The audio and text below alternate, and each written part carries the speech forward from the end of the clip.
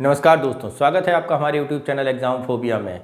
जैसा कि आप लोग जानते हैं कि हमारे चैनल के माध्यम से विभिन्न संस्थानों के मॉडल टेस्ट पेपर सॉल्व कराए जाते हैं, तो इसी सीरीज़ में हम लोग अभी सॉल्व कर रहे हैं दृष्टि IAS संस्थान के मॉडल टेस्ट पेपर। तो अब तक हम लोग 9 मॉडल टेस्ट पेपर सॉल्व कर चुके थे। आज हम लोग देखेंगे दृष्टि IAS संस्थान का मॉडल टेस्ट संख्या 10।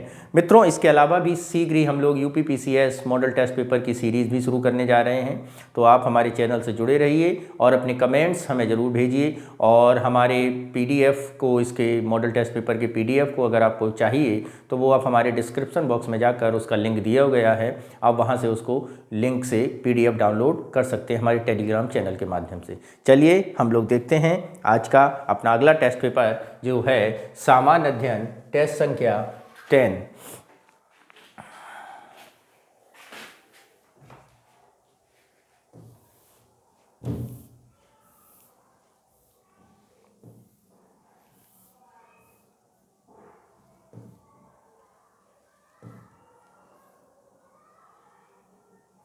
पहला क्वेश्चन क्या है उसे जरा ध्यान से पढ़ते हैं। आर्द्र भूमि संरक्षण और प्रबंधन नियम 2017 के संदर्भ में निम्नलिखित कथनों पर विचार कीजिए। इन नियमों द्वारा केंद्रीय आर्द्र भूमि नियामक प्राधिकरण को राष्ट्रीय आर्द्र भूमि समिति से प्रतिस्थापित कर दिया गया है। 2. इन नियमों में विवेकपूर्ण उपयोग के सिद्धांतों की एक विस्तृत सूची प्रदान की गई है। उपरोक्त कथनों में से कौन से सही हैं? केवल एक, केवल दो, एक और दो, दोनों, ना एक और ना दो। तो यहाँ पर यदि हम बात करें कौन से नियम सही हैं, तो जैसा कि आप लोग जानते हैं इन नियमों को 2010 के संस्करण में केंद्रीय आर्द्र भूमि विनियामक प्राधिकरण का प्रावधान किया गया था और 2017 में इसे पुनर्परिभाषित किया गया है। तो इन नियमों द्वारा केंद्रीय आर्द्र भूमि नियामक प्राधिकरण को राष्ट्रीय आर्द्र भूमि समिति में प्रस्थापित कर दिया गया है। ये स्टेटमेंट पूर्णतः क्या है? सही है। दूसरा क्या कह रहा है? आर्द्र भूमि नियमों में विवेकपूर्ण उपयोग के सिद्धांतों की एक विस्तृत सूची प्रदान की गई है। तो इसमें अगर हम बात करें कि आर्द्र भूमि संरक्षण प्रबंधन नियम 2017 के अंतर्गत विवेकपूर्ण उपयोग के सिद्धांत की सूची प्रदान नहीं की गई है, ये स्टेटमेंट पूर्णतः गलत है। यदि हम यहाँ पर जाएंगे तो कौन सा स्टेटमेंट सही है? केवल एक स्टेटमेंट सही है, यानी हमारा ऑप्शन 1 सही होगा। नेक्स्ट चलते हैं क्वेश्चन नंबर 2 पर और देखते हैं 2 क्या कह रहा है। केंद्रीय प्रदूषण नियंत्रण बोर्ड OCPCB के संदर्भ में निम्नलिखित कथनों पर विचार कीजिए। यह पर्यावरण संरक्षण अधिनियम 1986 के तहत एक संवैधानिक निकाय है। ओके, यह राज्य की नंबर 2 क्या कह रहा है?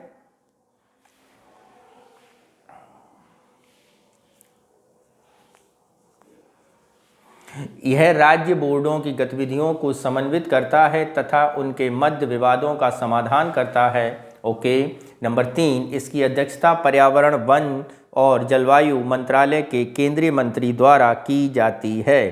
ठीक है, तो यहाँ पर यदि हम बात करें कि इसमें कौन सा कथन सही है? केंद्रीय प्रदूषण नियंत्रण बोर्ड CPCB के संदर्भ में बोला गया यह पर्यावरण संरक्षण अधिनियम 1986 के तहत एक संवैधानिक निकाय है। ये बात बिल्कुल गलत है। 1986 के तहत ये किसी प्रकार का संवैधानिक निकाय नहीं है, बल्कि इसे 1974 के अधिनियम के अंतर्गत और वायु अधिनियम 1981 के अंतर्गत CPCB को बनाया गया था। किसके बनाया गया था? वायु प्रदूषण अधिनियम 1981 के अंतर्गत। किसके अंतर्गत? वायु प्रदूषण अधिनियम 1981 के अंतर्गत अधिनियमित किया गया था। 86 के अंतर्गत कोई भी संवैधानिक निकाय नहीं बनाया गया है इसमें, यानी पहला स्टेटमेंट पूर्णतः गलत है। यह राज्य बोर्डों की गतिविधियों को समन्वित करता है और उनके मध्य विवादों का समाधान करता है। ये बात पूर्णतः क्या है मित्रों? सही है। नेक्स्ट क्या कह रहा है? इसकी अध्यक्षता पर्यावरण और वन जलवायु मंत्रालय के केंद्रीय मंत्री द्वारा की जाती है। ये भी बिल्कुल गलत है, क्योंकि इसकी अध्यक्षता के बारे में केंद्रीय मंत्रिमंडल एक समिति जो बनाती है उसके अंतर्गत एक मंत्री नियुक्त किया जाता है, वो होते हैं। ठीक है मित्रों, नेक्स्ट देखते हैं क्वेश्चन नंबर अगला, यानी यहाँ पर एक सही होगा, ऑप्शन ए हमारा सही होगा। अगला क्वेश्चन नंबर 3 देखते हैं क्या कह रहा है 3।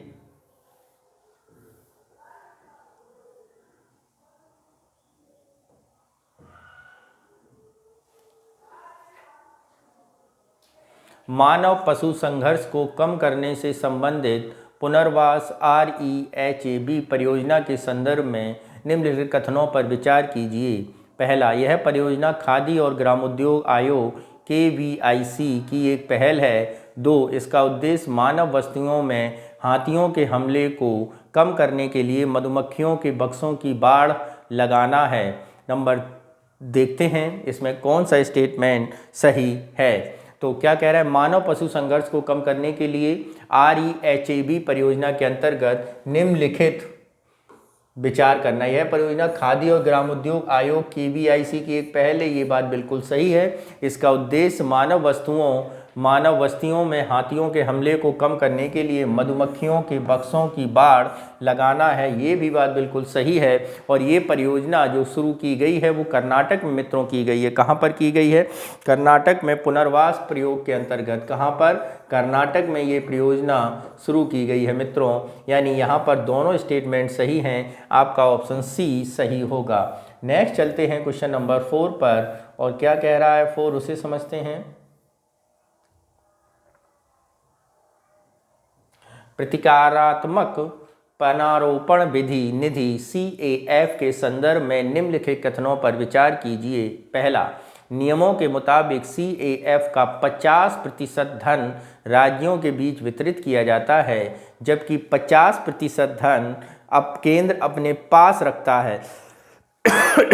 इस निधि का उपयोग जल ग्रहण क्षेत्रों में सुधार लाने, संरक्षित क्षेत्रों से अलग गांवों को पुनर्वासित करने एवं वन संरक्षण उपायों के लिए किया जा सकता है। उपरोक्त कथनों में से कौन से सही हैं? उपरोक्त कथनों में से कौन से सही हैं? प्रतिकारात्मक वनारोपण निधि के अंतर्गत ये बात की गई है। तो प्रतिकारात्मक वनारोपण विधि वर्ष 2016 में बनाया गया था। कब बनाया गया था? वर्ष 2016 में। और इसमें क्या किया गया है? इसमें जो बात की गई है उस पर बात करें, इसमें धन राज्यों को 50% जबकि केंद्र 75%। तो यहाँ पे अगर हम विषय के बारे में बात करें तो यहाँ पर धन राज्यों के बीच और केंद्रों के बीच जो बंटवारा किया गया है वो अलग है। जो धन CAF का 90% धन राज्यों के बीच वितरित किया जाएगा, जबकि 10% धन केंद्र अपने पास रखेगा। यानी यहाँ पे 90 और 10 का रेशियो है, यानी पहला स्टेटमेंट गलत। दूसरे पे जाएं, इस निधि का उपयोग जल ग्रहण क्षेत्रों में सुधार लाने, संरक्षित क्षेत्रों को अलग गांवों में को पुनर्वसित करने और संरक्षण उपायों के लिए किया जा सकता है। यानी ऑप्शन 2 हमारा बिल्कुल सही है। यानी कौन सा सही है? बी ऑप्शन हमारा सही होगा। कौन सा सही होगा? बी ऑप्शन हमारा सही होगा। नेक्स्ट चलते हैं क्वेश्चन नंबर 5 पर। United Nations forum on forest के संदर्भ में निम्नलिखित कथनों पर विचार कीजिए। इस फोरम में संयुक्त राष्ट्र के सभी सदस्य देश और विशेष एजेंसियां शामिल हैं। 2, यह संयुक्त राष्ट्र आर्थिक एवं सामाजिक परिषद ECOSOC की एक सहायक संस्था है। 3, इसका मुख्य उद्देश्य सभी प्रकार के वनों का संरक्षण और सतत विकास करना है। ठीक है, तो यहाँ पर यदि हम बात करें कौन से ऑप्शन सही हैं, तो मित्रों यहाँ पर तीनों ऑप्शन क्या हैं हमारे? बिल्कुल सही हैं, यानी ऑप्शन सी हमारा सही होगा। ठीक है, नेक्स्ट चलते हैं क्वेश्चन नंबर 6 पर।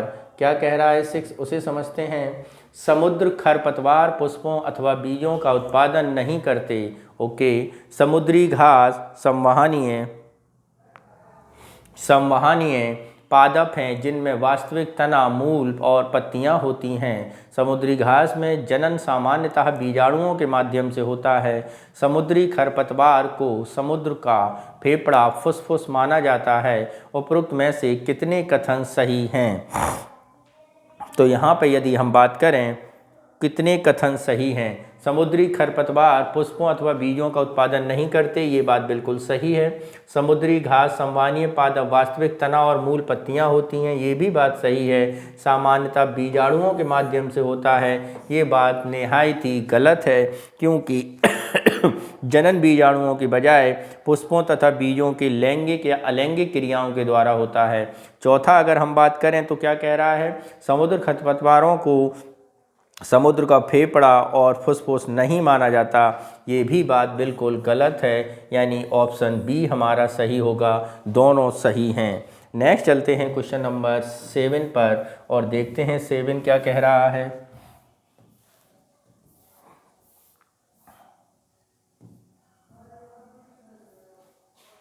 सिंह, बाघ, चीता, तेंदुआ, प्यूमा, जगुआर, हिम तेंदुआ, बड़ी बिल्ली की उपयुक्त में से किन प्रजातियों को दहाड़ने की क्षमता होती है? सिंह, बाघ, चीता, तेंदुआ, प्यूमा, जगुआर, हिम तेंदुआ, बड़ी बिल्ली की उपयुक्त में से प्रजातियों में दहाड़ने की क्षमता होती है। तो जरा देखते हैं यहाँ पर किन किन की दहाड़ने की क्षमता होती है। तो बड़ी बिल्लियों के बारे में बात करें, शेर, बाघ, चीता, ठीक है, शेर, बाघ नहीं, सॉरी, चीता नहीं, सॉरी, दहाड़ता नहीं है चीता, म्याऊं करता है, ये बात बिल्कुल सही है, ठीक है। इसके बाद तेंदुआ दहाड़ता है, प्यूमा नहीं दहाड़ता, चीता नहीं दहाड़ता, जगुआर दहाड़ता है और हिम तेंदुआ नहीं दहाड़ता, यानी 1, 4 बाघ दहाड़ता है मित्रों। बाघ क्या होता है? बाघ चिंघाड़ता है, बाघ दहाड़ता है, यानी दूसरा सही है।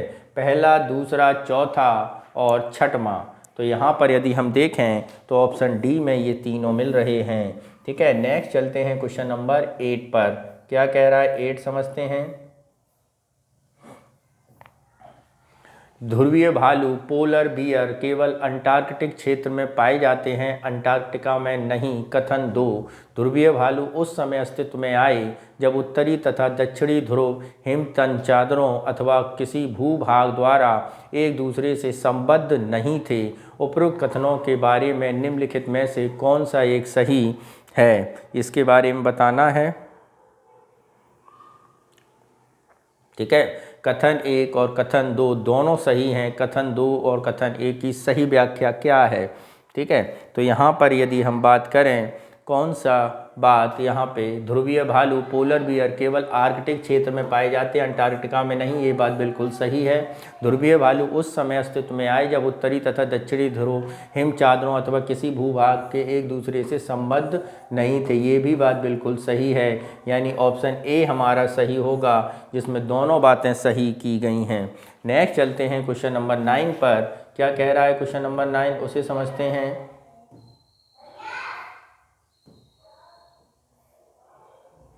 तटीय विनियमन क्षेत्र अधिसूचना 2018 नायक समिति की अनुशंसा पर आधारित थी, ये बात बिल्कुल क्या है, सही है।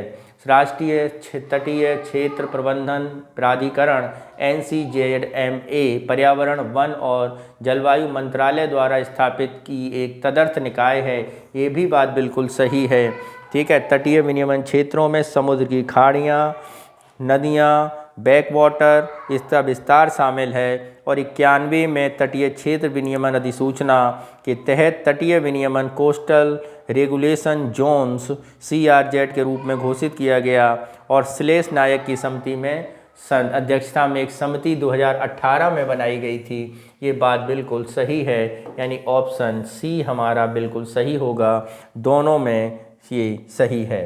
नेक्स्ट चलते हैं क्वेश्चन नंबर 10 पर और देखते हैं क्या कह रहा है 10।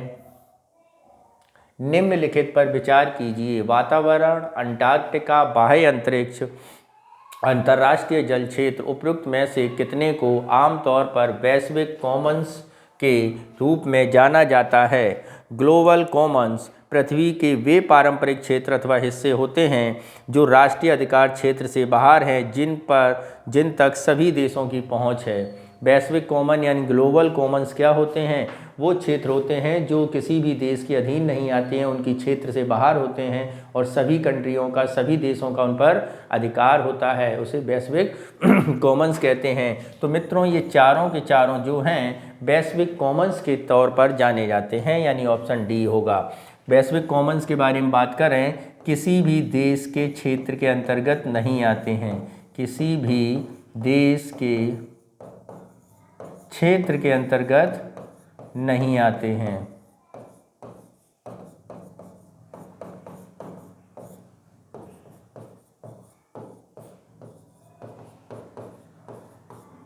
ठीक है, नेक्स्ट चलते हैं क्वेश्चन नंबर 11। क्या कह रहा है? नारी शक्ति वंदन अधिनियम 2023 के संदर्भ में निम्नलिखित कथनों पर विचार कीजिए। यह 106वां संविधान संशोधन अधिनियम 2023 है, जिसके माध्यम से लोकसभा, राज्यसभा, राज्य विधानमंडल में महिलाओं को 1/3 आरक्षण प्रदान किया जाएगा।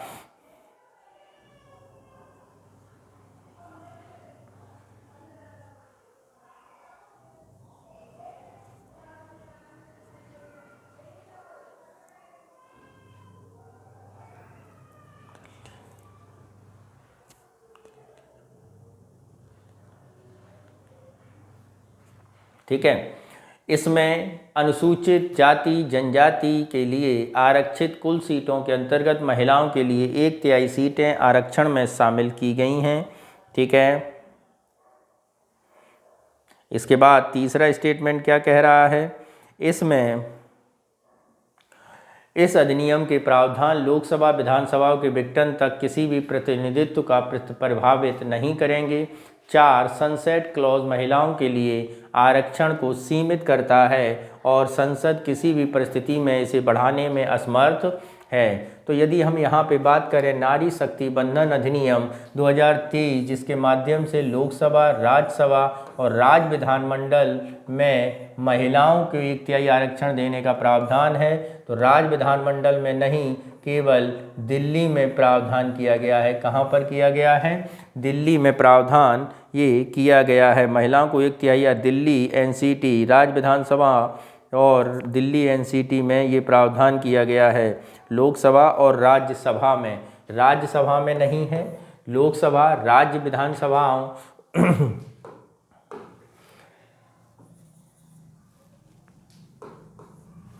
ठीक है, लोकसभा, राज्य विधानसभा, लोकसभा और राज्य विधानसभा में किया गया है और इसके अलावा दिल्ली विधानसभा में किया गया है। इस तरह ये स्टेटमेंट गलत होगा। अनुसूचित जाति जनजाति के लिए कुल आरक्षित सीटों के अंदर महिलाओं को 1/3 आरक्षित दी गई हैं, ये बात बिल्कुल सही है। इस अधिनियम का प्रावधान लोकसभा विधानसभाओं विघटन की किसी भी प्रतिनिधित्व को प्रभावित नहीं करेंगे, ये भी बात बिल्कुल सही है। सनसेट क्लॉज महिलाओं के आरक्षण की सीमित करता है। संसद किसी भी परिस्थिति में इसे बढ़ाने में असमर्थ है नहीं, संसद इसे बढ़ाने में असमर्थ नहीं है, यानी चौथा स्टेटमेंट हमारा गलत हो जाएगा। तो कौन सा सही होगा?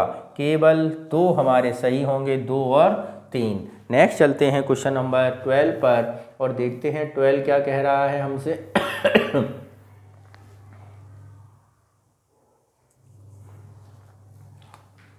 इस एक साथ चुनाव के संदर्भ में निम्नलिखित कथनों पर विचार कीजिए।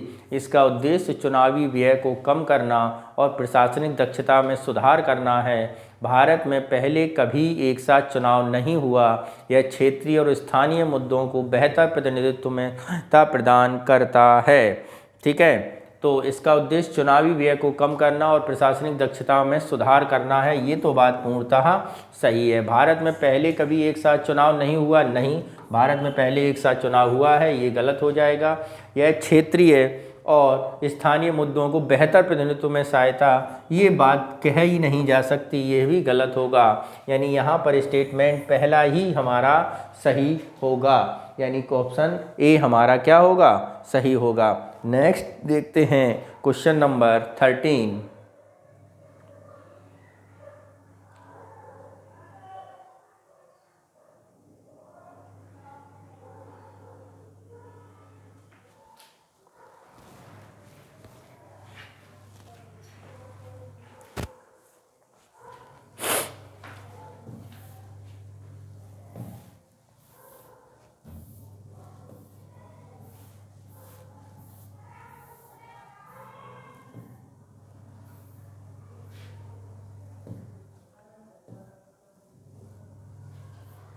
वैश्विक जैव ईंधन गठबंधन के संदर्भ में निम्नलिखित कथनों पर विचार कीजिए।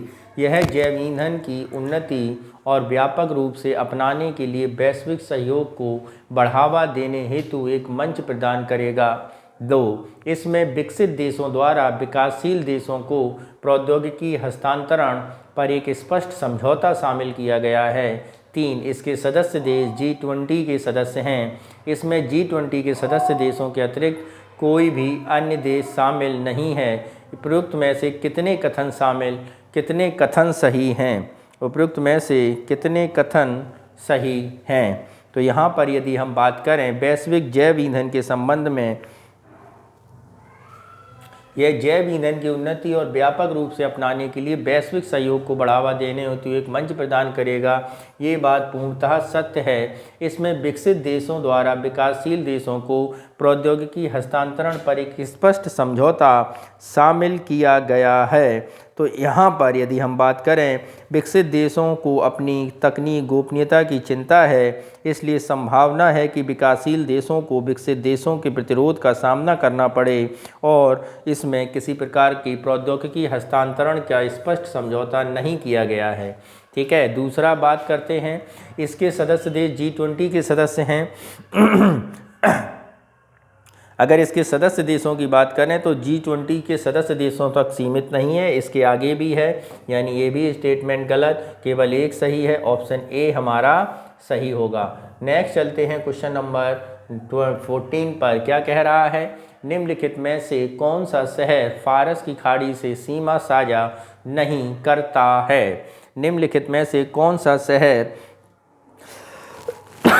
दोहा, मनामा, मित्सवा, बंदर अब्बास, तो फारस की खाड़ी से एशिया में जल का एक महत्वपूर्ण भंडार है, अरब प्रायद्वीप और ईरान के मध्य स्थित है और दक्षिण अरब सागर को हिंद महासागर से जोड़ता है। इसमें मित्सवा जो है वो इसके समीप स्थित शहर नहीं है, यानी ऑप्शन बी हमारा सही होगा। नेक्स्ट चलते हैं क्वेश्चन नंबर 15 पर और देखते हैं 15 क्या कह रहा है।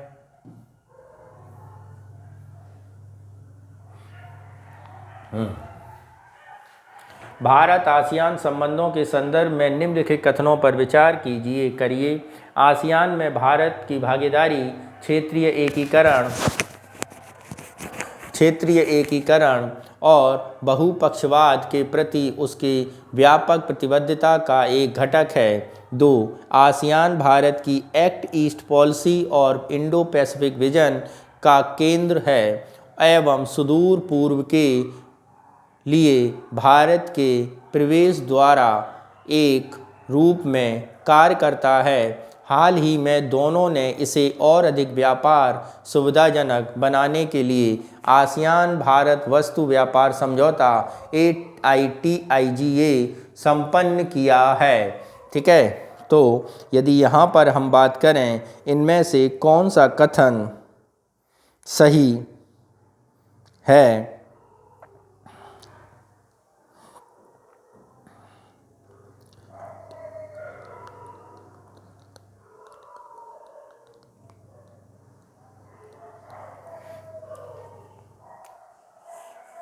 ठीक, तो आसियान भारत की भागीदारी क्षेत्रीय एकीकरण बहुपक्षवाद के प्रति व्यापक प्रतिबद्धता का घटक है, ये स्टेटमेंट बिल्कुल सही है। आसियान भारत की लुक ईस्ट पॉलिसी और इंडो पैसिफिक विजन के केंद्र में स्थित है, ये भी स्टेटमेंट बिल्कुल सही है। और दोनों इससे अधिक व्यापार सुविधाजनक बनाने वस्तु इस पर ध्यान देना, व्यापार समझौते के अंतर्गत आता है। तो ये केवल भारत आसियान की वस्तु व्यापार समझौते के अंतर्गत नहीं, यह समीक्षा करने के लिए आता है, व्यापार को सुविधाजनक बनाने और क्षमता में सुधार करने के लिए आता है। किसके लिए? क्षमता को डेवलप करने के लिए, क्षमता यानी कैपेसिटी। तो यहाँ पर बात करें कितने सही हैं? 2 सही हैं, तो ऑप्शन बी हमारा सही होगा। नेक्स्ट चलते हैं क्वेश्चन नंबर 16 पर। क्या कह रहा है 16? अब्राहम समझौते में शामिल सभी 4 सदस्य देश निम्नलिखित में से किस समूह में उल्लिखित हैं? अब्राहम समझौते की अगर हम बात करें तो इजराइल, संयुक्त अरब अमीरात, बहरीन, सूडान, मोरक्को सहित कई अरब देशों के बीच हुआ एक समझौता है। ठीक है, इसका उद्देश्य क्या था? इसका उद्देश्य ये था कि इजराइल और भाग लेने वाले अरब देशों के बीच राजनयिक, आर्थिक और सांस्कृतिक संबंधों को सामान्य बनाना। समझ में आया? तो इब्राहिम समझौते के अंतर्गत इजराइल और उसके पड़ोसी देशों के साथ सामरिक और राजनीतिक समन्वय के स्थापित करने की बात की गई थी। तो यहाँ पे जो स्टेटमेंट सही होगा, जो ऑप्शन सही होगा, वो ऑप्शन होगा डी, संयुक्त अरब अमीरात, इजराइल, बहरीन, सूडान, ये सदस्य देश शामिल थे। नेक्स्ट चलते हैं क्वेश्चन नंबर 17 पर। क्या कह रहा है 17, उसे देखते हैं।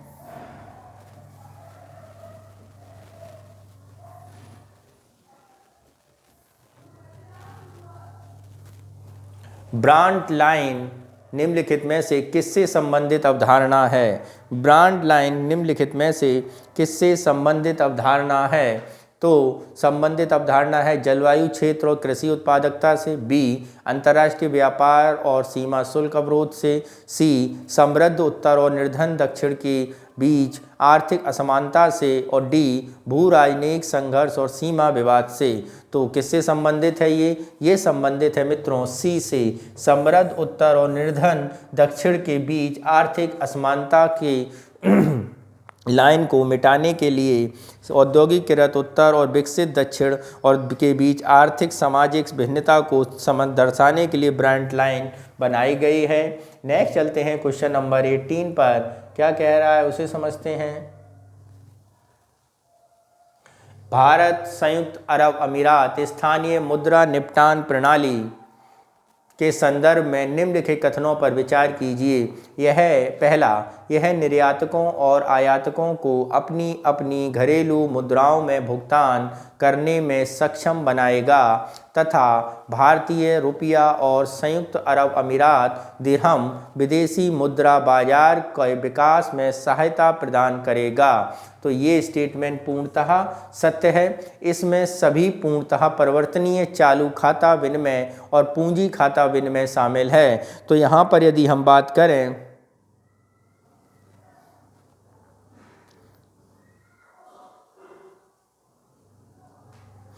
तो इसमें सभी चालू खाता तो शामिल हैं, सभी चालू खाता तो शामिल हैं, लेकिन विनिमय और पूंजी खाता पूर्णतः शामिल नहीं है। इसमें अनुमति प्राप्त शामिल होंगे, यानी दूसरा स्टेटमेंट गलत होगा। यानी ऑप्शन कौन सा सही होगा? ऑप्शन ए हमारा सही होगा, एक ही है, यानी ए सही है। नेक्स्ट चलते हैं क्वेश्चन नंबर 19 पर। क्या कह रहा है 19, उसे समझते हैं। निम्नलिखित देशों पर विचार करिए। ईरान, चीन, रूस, तजाकिस्तान, उज्बेकिस्तान, तुर्कमेनिस्तान उपरोक्त में से कितने देश कजाकिस्तान के साथ स्थल सीमा साझा करते हैं? ए केवल 3, बी केवल 4, सी केवल 5 और डी सभी 6। तो यहाँ पर यदि हम बात करें कौन सा ऑप्शन सही होगा? ईरान निम्नलिखित कजाकिस्तान से साथ सीमा साझा करने वाले अगर हम देश के बारे में बात करें तो सीमा साझा करने वाले जो देश हैं कजाकिस्तान के साथ स्थलीय सीमा, पहली बात तो ये भी है समझना है स्थलीय सीमा। तो कजाकिस्तान एक लैंडलॉक्ड कंट्री है, ये भी बात समझ लीजिए। तो जिसके उत्तर में रूस है, नॉर्थ में क्या हो गया? रूस हो गया, ठीक है। पूर्व में चीन है, पूर्व में क्या हो गया? चीन हो गया, ठीक है। और किर्गिस्तान है, उज्बेकिस्तान है, ठीक है। किर्गिस्तान इसमें ऑप्शन में दिया नहीं गया है, तो यानी कितने हैं? 4 हैं यहाँ पर। सॉरी।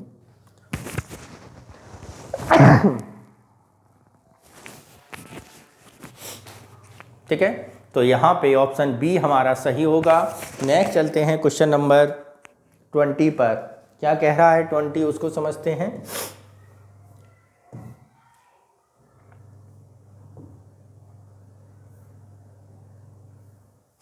भारतीय जैव सुरक्षा ज्ञान पोर्टल के संदर्भ में निम्नलिखित कथनों पर विचार कीजिए। इस पोर्टल के माध्यम से सरकार को जीवित संशोधित जीव से संबंधित अनुसंधान प्रस्तावों के आवेदन प्राप्त होते हैं। यह पर्यावरण, वन और जलवायु परिवर्तन मंत्रालय द्वारा समव्यवहार के लिए एक संवादात्मक ऑनलाइन वेब पोर्टल है। उपरोक्त कथनों में से कौन से सही हैं? तो यहाँ पर यदि हम बात करें उपरोक्त कथनों में से कौन से सही हैं, भारतीय जैव सुरक्षा ज्ञान पोर्टल के संदर्भ में यदि हम बात करें, सरकार को जीवित संशोधित अनुसंधान प्रस्तावों में आवेदन प्राप्त होते हैं, ये स्टेटमेंट क्या है हमारा?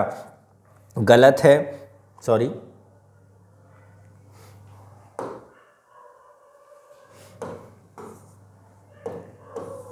क्वेश्चन फिर से पढ़ते हैं। क्या है? भारतीय जैव सुरक्षा ज्ञान पोर्टल में निम्नलिखित कथनों पर विचार कीजिए। ठीक है, क्या है? इस पोर्टल के माध्यम से सरकार को जीवित संशोधित जीव और अनुसंधान प्रस्तावों में आवेदन प्राप्त होते हैं। ये स्टेटमेंट सही है क्योंकि 2019 में ऐसा प्रस्ताव किया गया था। ठीक है मित्रों, नेक्स्ट चलते हैं क्वेश्चन नंबर अगले स्टेटमेंट पर। क्या है अगला स्टेटमेंट? कह रहा है यह पर्यावरण, वन और जलवायु मंत्रालय द्वारा समव्यवहार के लिए संवादात्मक ऑनलाइन वेब है। तो यह पर्यावरण जल मंत्रालय द्वारा अंतर्गत नहीं, यह जो है वो जैव प्रौद्योगिकी, किसके द्वारा? जैव प्रौद्योगिकी एवं विज्ञान एंड प्रौद्योगिकी मंत्रालय द्वारा है। यानी ये स्टेटमेंट गलत होगा। तो ऑप्शन केवल एक सही है, यानी ए ऑप्शन हमारा सही होगा। नेक्स्ट चलते हैं क्वेश्चन नंबर 21 पर। क्या कह रहा है 21, इसे समझते हैं।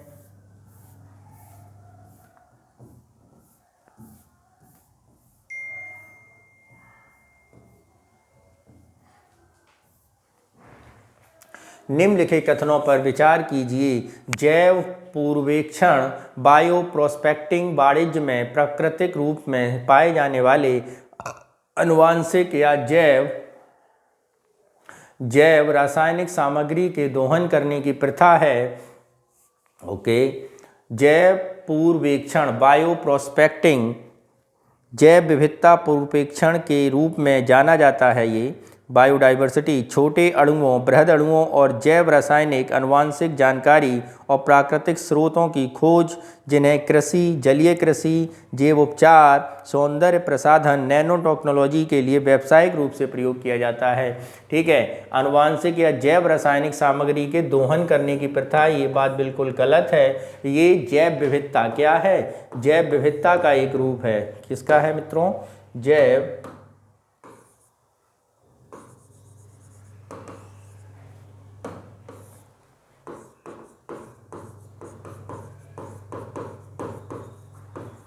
विविधता के अंतर्गत जाना जाता है। ठीक है, प्राकृतिक स्रोतों की खोज के लिए, यानी पहला स्टेटमेंट हमारा पूर्णतः गलत है। बायो पायरेसी छोटे अणुओं, बृहद अणुओं और जैव रासायनिक आनुवांशिक जानकारी के लिए प्राकृतिक संसाधनों की खोज है। ये जो है बायो पायरेसी ये होती है और बायो प्रोस्पेक्टिंग ये होती है। उल्टा दिया गया है, यानी दोनों स्टेटमेंट हमारे ये गलत हैं, यानी ऑप्शन डी हमारा सही होगा। नेक्स्ट चलते हैं क्वेश्चन नंबर 22 पर। क्या कह रहा है 22, उसे समझते हैं। ब्रायोफाइट्स में पादप छोटे तनों, साधारण पत्तियों एवं वास्तविक मूल में विभेदित होता है। मॉस, लिवर वाटर्स और हॉर्न वाटर्स भारतीय ब्रायोस्फेरा के प्रमुख घटक हैं। तो यहाँ पर यदि हम बात करें कौन सा ऑप्शन सही होगा, तो यहाँ पर मित्रों ब्रायोफाइट्स पादप छोटे तने, ब्रायोफाइट्स पादप कच्चे तने और साधारण पत्तियाँ में विभेद करता है एवं वास्तविक मूलों में विभेदित होता है। साधारण पत्तियों एवं वास्तविक मूलों में पादप कच्चे तने, छोटे तने नहीं, पादप कच्चे तने और विभेदित करता है, यानी ये स्टेटमेंट गलत है। Moss, liverworts, hornworts भारतीय ब्रायोफ्लोरा के प्रमुख घटक हैं, ये बात बिल्कुल सही है, यानी ऑप्शन बी हमारा सही होगा। नेक्स्ट चलते हैं क्वेश्चन नंबर 22। क्या कह रहा है 22, उसे समझते हैं। कार्टाजेना प्रोटोकॉल के उत्तरदायित्व का निवारण पर नगाओ कुआलालंपुर अनुपूरक प्रोटोकॉल द्वारा सुदृढ़ किया गया है। जैव विविधता पर संयुक्त राष्ट्र अभिसमय के लिए कॉन्फ्रेंस ऑफ पार्टीज 15 COP15 ने कुनमिंग मॉन्ट्रियल वैश्विक जैव विविधता फ्रेमवर्क को अपनाने में प्रमुख भूमिका निभाई है। इनमें से कौन सा कथन सही है? क्या है? इनमें से कौन सा कथन सही है? कार्टेजेना प्रोटोकॉल का उत्तरदायित्व निवारण पर नगोया कुआलालंपुर अनुपूरक प्रोटोकॉल को सुदृढ़ किया गया है, ये बात बिल्कुल सही है। जैव विविधता पर संयुक्त राष्ट्र अभिसमय कॉन्फ्रेंस ऑफ पार्टीज COP15 ने कुनमिंग मॉन्ट्रियल वैश्विक जैव विविधता फ्रेमवर्क को अपनाने की भूमिका निभाई है, ये स्टेटमेंट बिल्कुल सही है, यानी यहाँ पर दोनों स्टेटमेंट सही हैं, ऑप्शन सी हमारा सही होगा। नेक्स्ट चलते हैं क्वेश्चन नंबर 24 पर। क्या कह रहा है 24, उसे समझते हैं।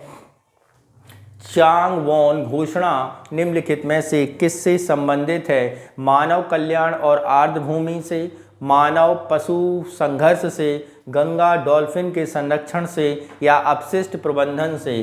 चांग वॉन जो संबंधित है वो मित्रों मानव कल्याण और आर्द्रभूमि से संबंधित घोषणा है, चांग वॉन। ठीक है मित्रों, नेक्स्ट चलते हैं। शून्य, शुद्ध और भूमि क्षरण के वैश्विक लक्ष्य को समर्थन करता है। ठीक है, तो नेक्स्ट क्वेश्चन चलते हैं क्वेश्चन नंबर 25 पर और देखते हैं 25 क्या कह रहा है।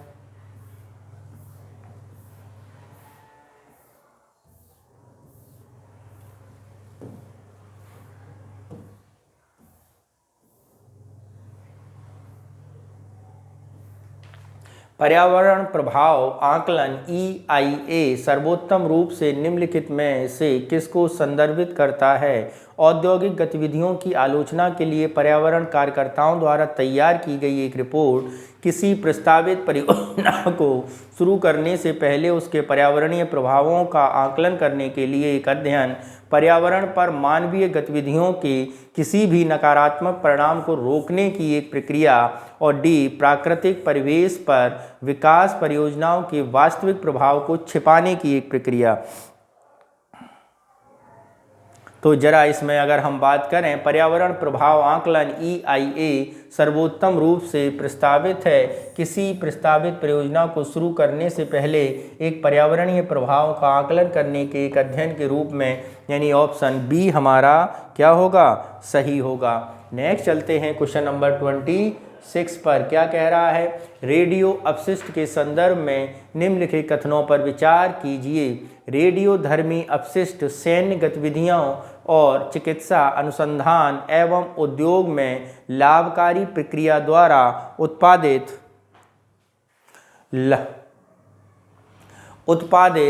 होता है। ओके।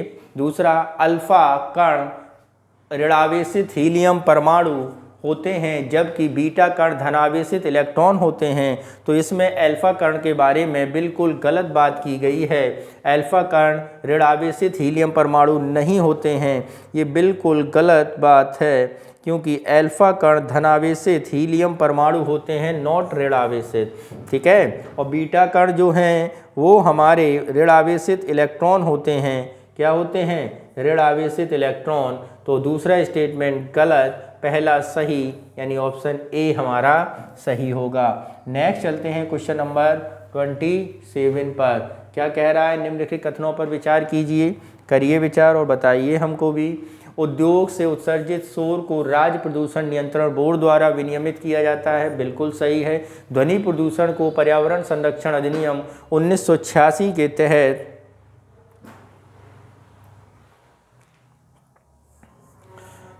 तहत अलग से विनियमित किया गया है। तो ध्वनि प्रदूषण पर्यावरण संरक्षण अधिनियम 1986 के तहत नहीं, 2000 के तहत अलग से विनियमित किया गया है, यानी दूसरा स्टेटमेंट गलत, पहला सही, ऑप्शन ए हमारा सही होगा। नेक्स्ट चलते हैं क्वेश्चन नंबर 28 पर। प्लास्टिक कल्चर निम्नलिखित में से किसको सर्वोत्तम रूप से संदर्भित करता है? कृषि अनुप्रयोगों में प्लास्टिक सामग्री के उपयोग करना, जैव निम्नीकरणीय प्लास्टिक का उपयोग को कम करने का एक तरीका, कॉस्मेटिक उद्योग में प्लास्टिक सामग्री का उपयोग, प्लास्टिक का उपयोग करने की सामाजिक पहल। नेक्स्ट चलते हैं क्वेश्चन नंबर, इसका आंसर अगर हम देखें, प्लास्टिक कल्चर होता क्या है? कृषि अनुप्रयोगों में प्लास्टिक सामग्री के उपयोग करने को कहा जाता है। नेक्स्ट चलते हैं क्वेश्चन नंबर 29 पर, क्या कह रहा है 29 उसे समझते हैं।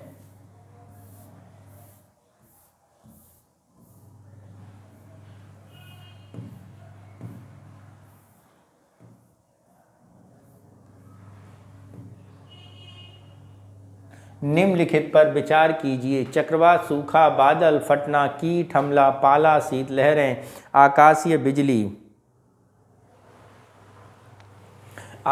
बिजली उपरोक्त में से कितनी आपदाएं राज्य आपदा राहत कोष SDRF के अंतर्गत शामिल हैं? कितनी आपदाएं राज्य आपदा राहत कोष से सम्मिलित हैं? तो यहाँ पर यदि हम बात करें राज्य आपदा राहत कोष से संबंधित हैं तो वर्तमान में चक्रवात, सूखा, बादल का फटना, कीटों का हमला, पाला और शीतलहर ये राज्य आपदा में शामिल हैं। ठीक है, कितने राज्य आपदा में शामिल हैं? 4 राज्य आपदा में शामिल हैं, यानी ऑप्शन सी हमारा सही होगा। डी ये है, सी ये है।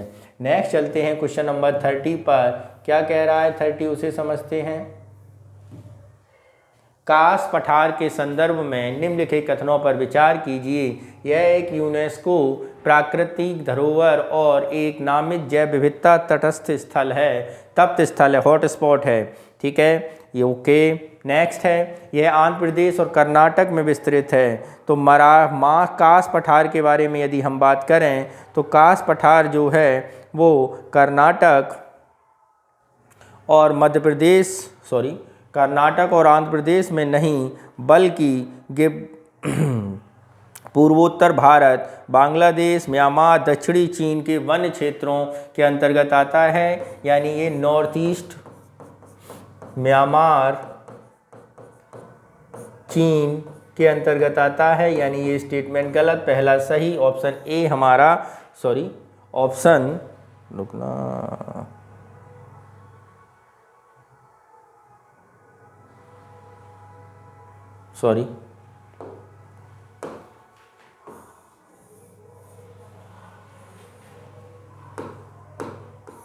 ये जो है वो कर्नाटक मध्य प्रदेश में नहीं बल्कि महाराष्ट्र में आता है। कहाँ पर आता है? महाराष्ट्र में, इसलिए ये गलत है, केवल ऑप्शन ए हमारा सही है। नेक्स्ट चलते हैं क्वेश्चन नंबर 31, क्या कह रहा है? हॉलोक गिब्बन के संदर्भ में निम्नलिखित कथनों पर विचार कीजिए। क्या है? यह भारत में पाई जाने वाली वनमानसों की एकमात्र प्रजाति है। ओके, भारत में पाई जाने वाली वनमानसों की एकमात्र प्रजाति है, ये बात बिल्कुल सही है। यह केवल पश्चिमी घाट के आसपास के क्षेत्रों में नहीं, पश्चिमी घाट के आसपास के क्षेत्रों के अलावा भी पाई जाती है। यह पश्चिमी घाट के अलावा कि अगर हम बात करें नॉर्थ ईस्ट में पाई जाती है, म्यांमार में पाई जाती है, चीन में पाई जाती है। यहाँ पर ये स्टेटमेंट यहाँ पर गलत है। दिवाचार और वृक्ष पर रहने वाले होते हैं, यानी होलोक गिब्बन दिवाचार और वृक्ष पर रहने वाले होते हैं। कौन सा स्टेटमेंट सही है? बी स्टेटमेंट हमारा सही होगा, ऑप्शन। नेक्स्ट चलते हैं क्वेश्चन नंबर 32, निम्नलिखित में से किस निकाय ने राष्ट्रीय कार्बन रजिस्ट्री विमोचित की है?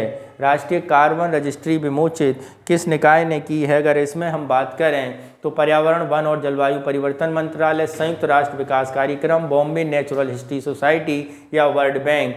तो राष्ट्रीय कार्बन रजिस्ट्री विमोचन संयुक्त राष्ट्र विकास कार्यक्रम के अंतर्गत एक कार्यक्रम है। UNDP ने डिजिटल पब्लिक गुड के रूप में इसको मान्यता दी है। किसमें? डिजिटल पब्लिक गुड के रूप में इसको मान्यता दी है UNDP ने।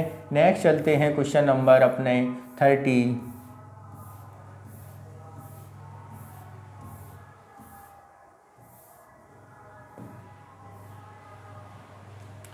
इकोसाइट पद निम्नलिखित में से किसका सर्वोत्तम रूप से संदर्भित करता है? इकोसाइड पद। पहला, मानवीय गतिविधियों द्वारा पारिस्थितिकी तंत्र को सुविचारित विनाश।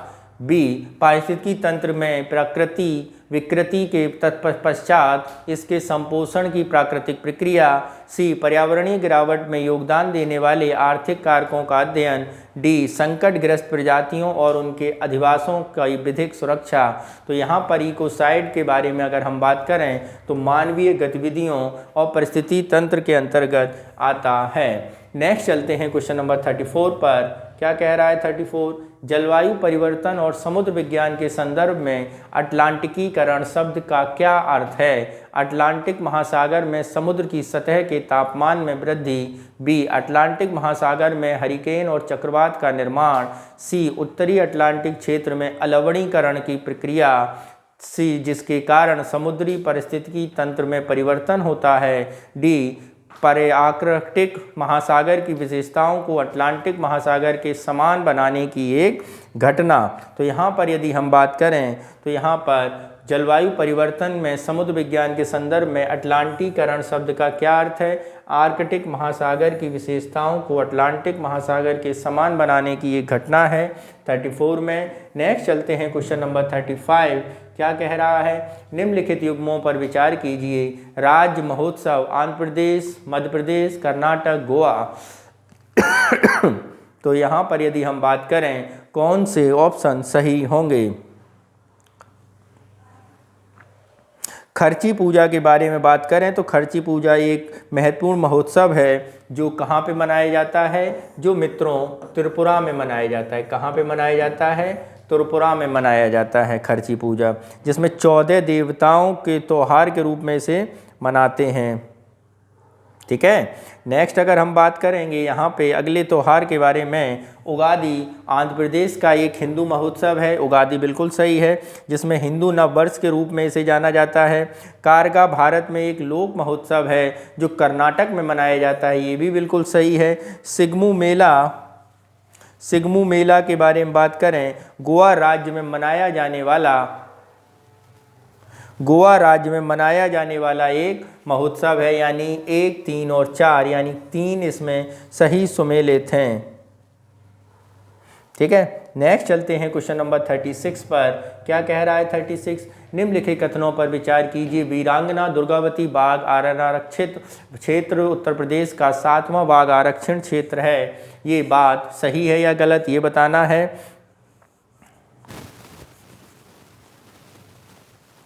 नेक्स्ट है नवीनतम बाघ गणना के अनुसार कर्नाटक में बाघों की आबादी सर्वाधिक है।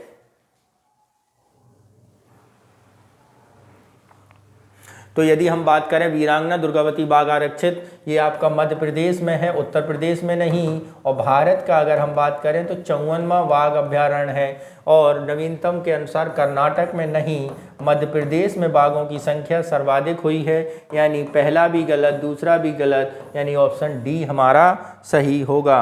नेक्स्ट चलते हैं क्वेश्चन नंबर 37 पर। क्या कह रहा है 37, उसे समझते हैं।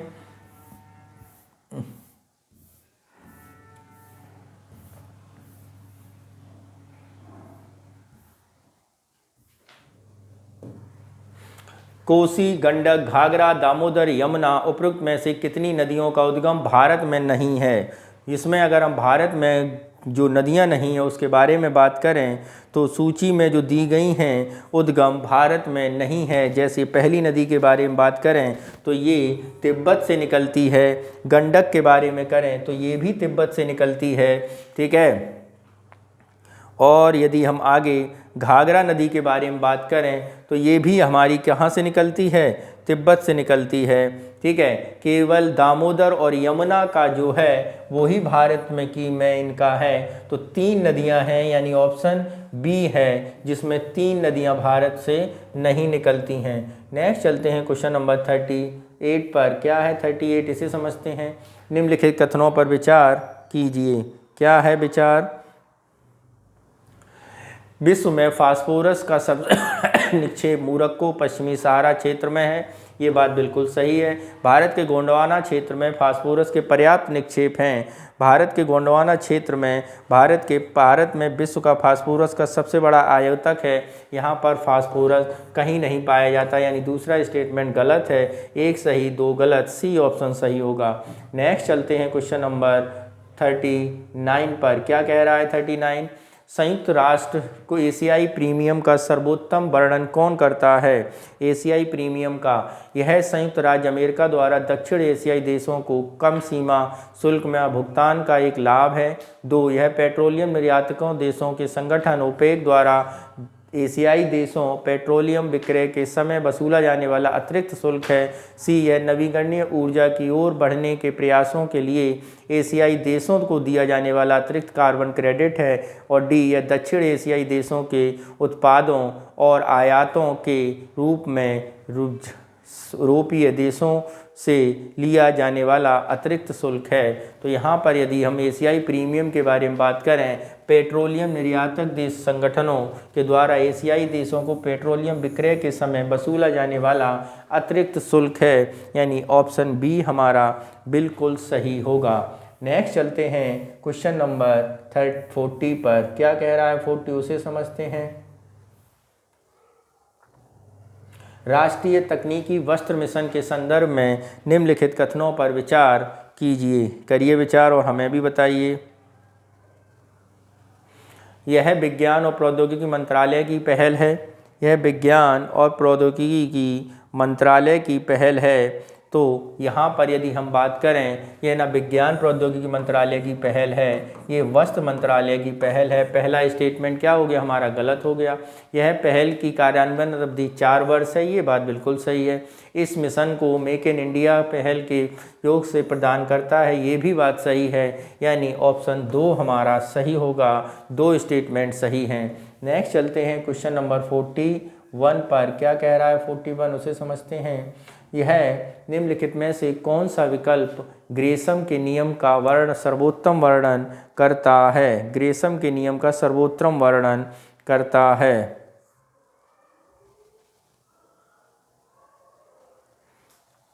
यह समुद्र के अंकित मूल्य और मुद्रा के अंकित मूल्य तथा उसके उत्पादन की लागत के बीच का अंतर है।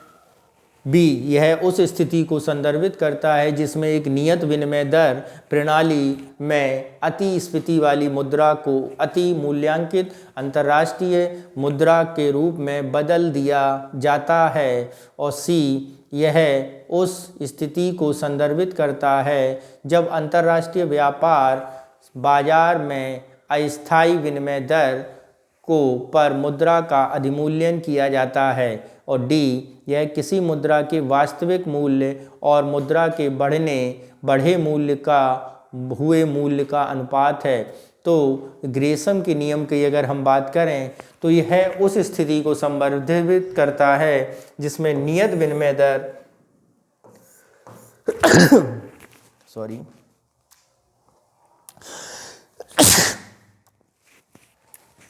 तो यहाँ पर यदि हम देखें ऑप्शन, तो हमारा बी ऑप्शन बिल्कुल सही होगा। Option B is the right answer. ठीक है, ठीक है। ऑप्शन क्वेश्चन नंबर 42 देखते हैं। क्या कह रहा है 42? G20 टेक स्प्रिंट के संदर्भ में निम्नलिखित कथनों पर विचार कीजिए। यह विश्व बैंक की एक पहल है। क्या है? विश्व बैंक की एक पहल G20 टेक स्प्रिंट। तो G20 tech sprint G20 president और बैंक फॉर इंटरनेशनल हब की एक पहल है, न कि विश्व बैंक की। पहला स्टेटमेंट तो गलत ही हो गया। दूसरे स्टेटमेंट पर चलते हैं। यह जलवायु परिवर्तन से निपटने के लिए सर्वोत्तम तकनीकी समाधान के बारे में बात करता है। यह जलवायु परिवर्तन से संबंधित नहीं बल्कि सीमा पर भुगतान से संबंधित है, यानी दूसरा स्टेटमेंट भी गलत है, यानी ऑप्शन डी हमारा सही होगा। नेक्स्ट चलते हैं क्वेश्चन नंबर 43 पर। Generative AI and jobs report प्रकाशित की जाती है। अंतर्राष्ट्रीय श्रम संगठन द्वारा विश्व आर्थिक मंच द्वारा और विश्व बैंक द्वारा इकोनॉमिक इंटेलिजेंस यूनिट द्वारा। तो यहाँ पर यदि हम बात करें generative AI and jobs report प्रकाशित की जाती है अंतर्राष्ट्रीय श्रम संगठन के द्वारा। ऑप्शन 43 का ए हमारा सही होगा। नेक्स्ट चलते हैं क्वेश्चन नंबर 44 पर। क्या कह रहा है 44, उसे समझते हैं।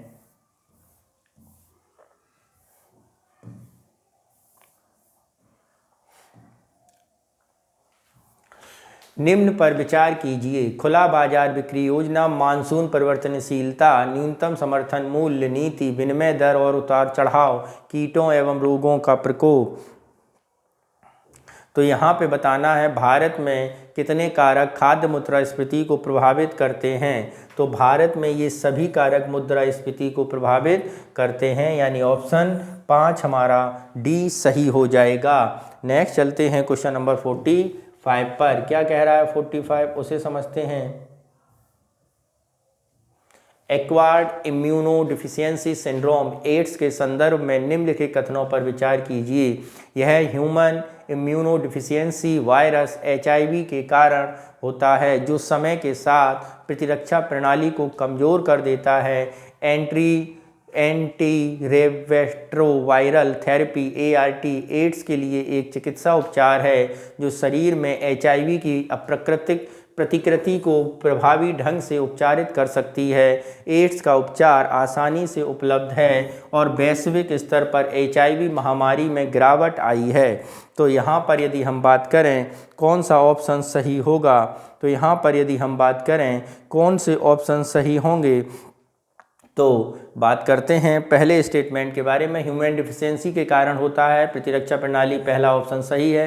एंटीवायरल थेरेपी ART के अंतर्गत इसका के लिए प्राकृतिक उपचार चिकित्सा उपचार शरीर में HIV प्रतिकृति ढंग से उपचारित कर सकती है, ये बात भी सही है। एड्स के उपचार को आसानी से उपलब्ध और वैश्विक स्तर पर HIV महामारी में गिरावट आई है, ये स्टेटमेंट गलत है। गिरावट तो नहीं आई और आसानी से उपलब्ध भी नहीं है, यानी ऑप्शन बी हमारा सही है। केवल 2 सही होंगे। नेक्स्ट चलते हैं क्वेश्चन नंबर 46 पर। क्या है, राष्ट्रीय बहुआयामी गरीबी सूचकांक के संदर्भ में निम्नलिखित कथनों पर विचार कीजिए। यह रिपोर्ट सामाजिक आर्थिक और जाति जनगणना SECC के आधार पर तैयार की गई है। 2, इसमें 3 असमान महत्व वाले आयाम शामिल हैं, स्वास्थ्य, शिक्षा और जीवन स्तर। 3, यह रिपोर्ट नीति आयोग द्वारा जारी की जाती है। तो यहाँ पर बात करनी है कौन सी बातें सही हैं। तो यहाँ पर गरीबी सूचकांक के संदर्भ में क्या बातें की गई हैं, SEC के तैयार की गई है, ये बात बिल्कुल गलत है। इसमें 3 आयाम शामिल किए गए हैं, ये भी बात गलत है, क्योंकि इसमें 3 आयाम शामिल नहीं हैं। 3 स्वास्थ्य, शिक्षा और जीवन स्तर 3 समान महत्व के आयाम वाले महत्व वाले आयाम हैं। स्वास्थ्य, शिक्षा और जीवन स्तर असमान महत्व के नहीं, समान महत्व के, ठीक है। और ये रिपोर्ट नीति आयोग द्वारा दी जाती है, ये सही है, यानी ऑप्शन सी हमारा सही होगा। नेक्स्ट चलते हैं क्वेश्चन नंबर 47 पर। क्या कह रहा है 47, निम्न पर विचार कीजिए। विद्यालय और अस्पतालों पर हमले, मानवीय सहायता से इनकार, परमाणु युद्ध, जातीय संघार उपरोक्त में से कितनों को संयुक्त राष्ट्र द्वारा बालकों के विरुद्ध गंभीर उल्लंघन के रूप में पहचाना गया है। ऑप्शन ए केवल 1, बी केवल 2, सी केवल 3 और डी सभी 4।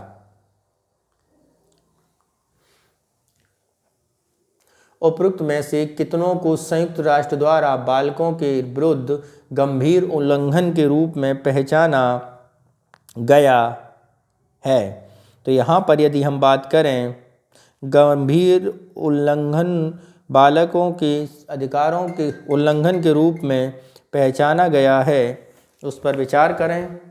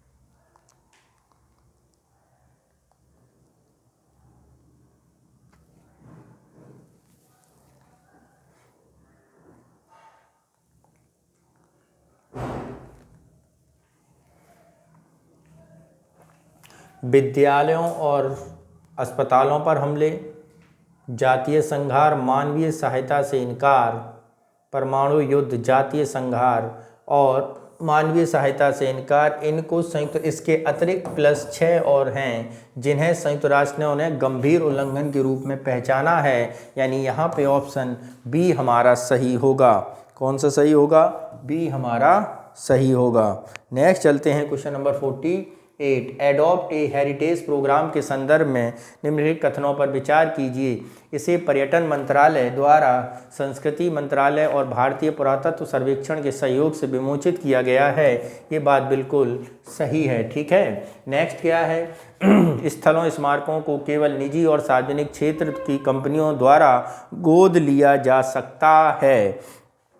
क्या? के द्वारा गोद लिया जा सकता है। ये बात बिल्कुल गलत है। ठीक है, इसमें कौन सा कथन सही है? केवल एक कथन सही है, ऑप्शन ए, निजी और सार्वजनिक क्षेत्र की कंपनियों द्वारा गोद लिया जा सकता है।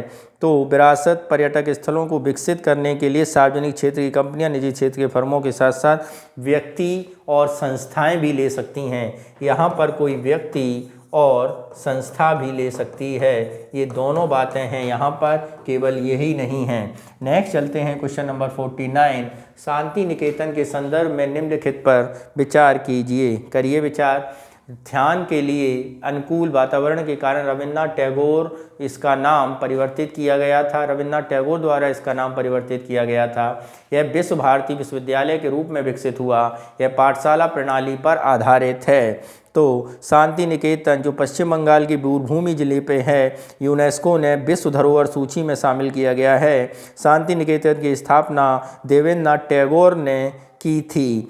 ठीक है, 1863 में इसका रविन्द्रनाथ टैगोर ने ज़मीन खरीदी थी और उसका नाम शांति निकेतन किया, जिसका नाम था शांति का निवास। इसमें रविन्द्रनाथ टैगोर का कोई योगदान नहीं, देवेंद्रनाथ टैगोर हैं। कौन थे? देवेंद्रनाथ टैगोर। नेक्स्ट है, यह विश्व भारती सम्मेलन विश्व भारती विद्यालय के रूप में रविन्द्रनाथ टैगोर ने विकसित किया था। ये सही है। यह पाठशाला प्रणाली शांति पाठशाला प्रणाली पर आधारित है। यह भारतीय पाठशाला प्रणाली पर नहीं, गुरुकुल प्रणाली पर आधारित है। यानी तीसरा भी गलत, केवल एक सही, ऑप्शन ए हमारा सही होगा। नेक्स्ट चलते हैं क्वेश्चन नंबर 50 पर। क्या है 50? उसे समझते हैं।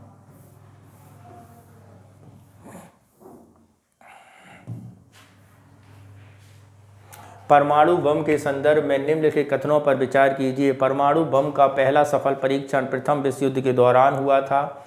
2, परमाणु बम परमाणु विखंडन के सिद्धांत पर आधारित है। मैनहट्टन प्रोजेक्ट एक अनुसंधान और विकास कार्यक्रम था जिसके कारण द्वितीय विश्व युद्ध के दौरान पहला परमाणु बम बनाया गया था। 45 में हिरोशिमा और नागासाकी पर बमबारी युद्ध परमाणु हथियारों का पहला एकमात्र उपयोग था। तो यहाँ पर बताना है कौन सा स्टेटमेंट सही है।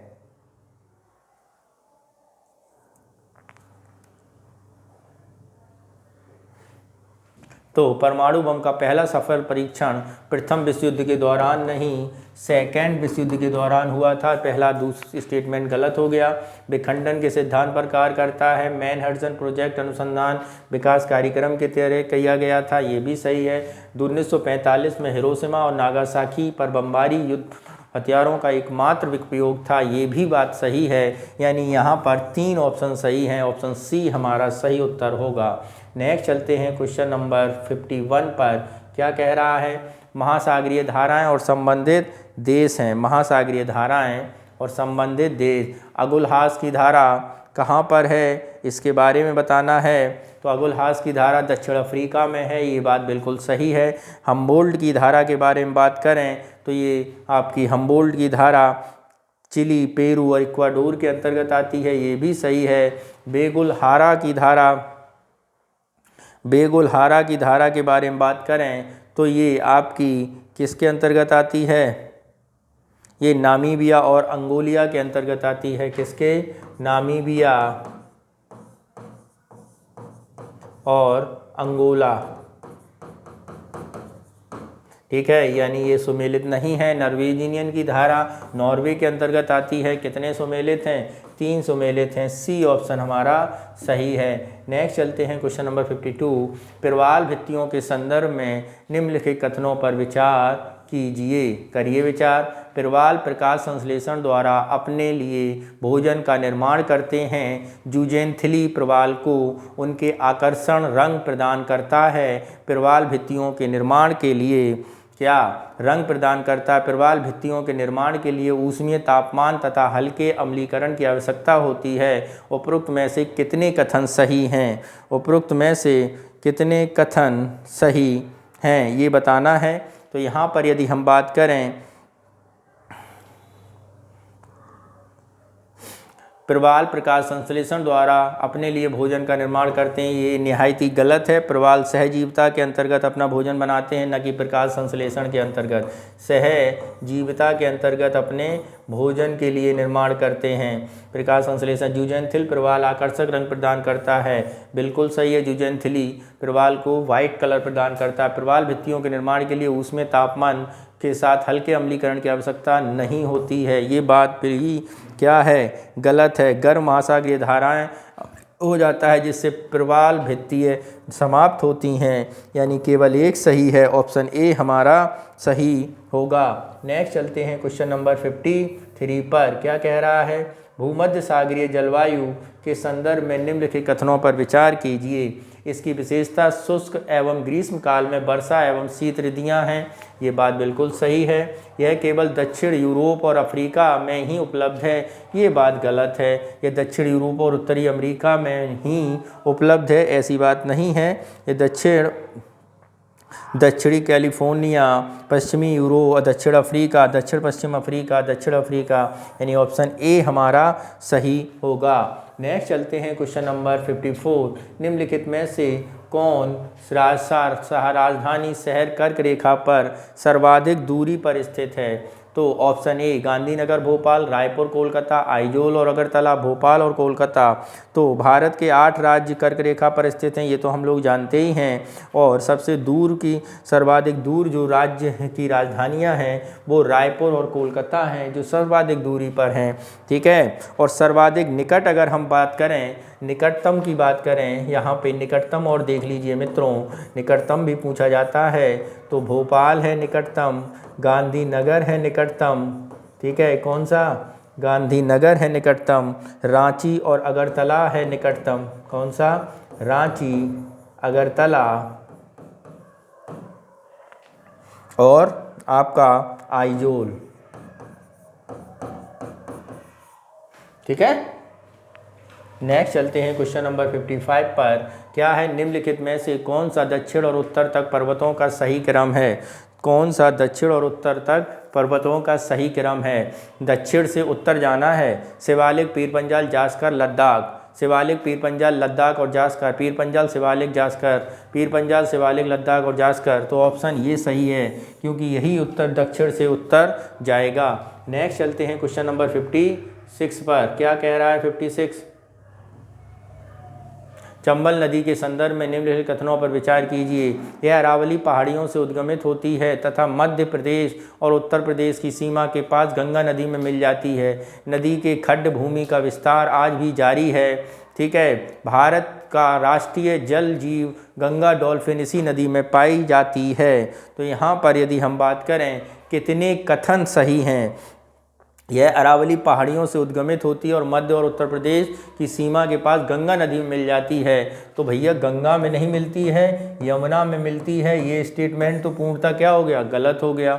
यह नदी खड्ड और भूमि विस्तार आज भी जारी है, ये बात बिल्कुल सही है। भारत का राष्ट्रीय जल पक्षी गंगा डॉल्फिन, अब भारत का राष्ट्रीय पशु बाघ, इन दोनों इस क्षेत्र में पाए जाते हैं। अतः तीनों कथन ये बिल्कुल सही हैं, ऑप्शन बी हमारा सही होगा। नेक्स्ट चलते हैं क्वेश्चन नंबर 57 पर।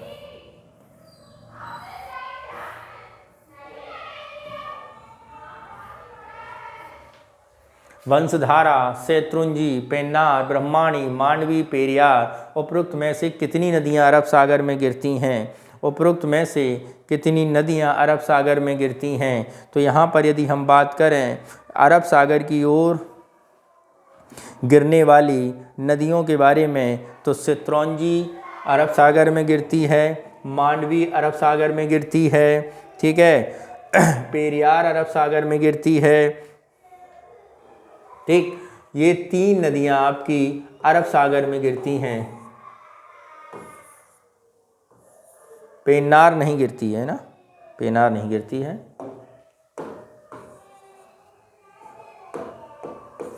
ठीक है, तो यहाँ पे ऑप्शन कौन सा सही होगा? बी सही होगा। वंशधारा, पेन्नार और ब्रह्मणी पश्चिमी घाट आपके बंगाल की खाड़ी में गिरती हैं। नेक्स्ट चलते हैं क्वेश्चन नंबर 58। भारत के निम्नलिखित में से किस भाग में मानसून का आगमन सर्वप्रथम होता है? मालाबार, मानसरोवर, अंडमान निकोबार, लक्षद्वीप द्वीप समूह।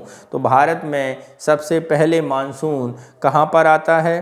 तो भारत में सबसे पहले मानसून अंडमान निकोबार में आता है। कहाँ पर आता है मित्रों?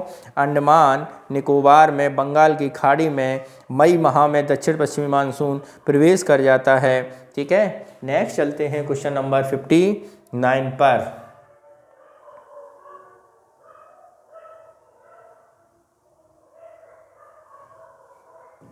भारत के निम्नलिखित में से किस क्षेत्र में दक्षिण पश्चिम मानसून के दौरान वर्षा नहीं होती लेकिन सर्दियों के दौरान होती है?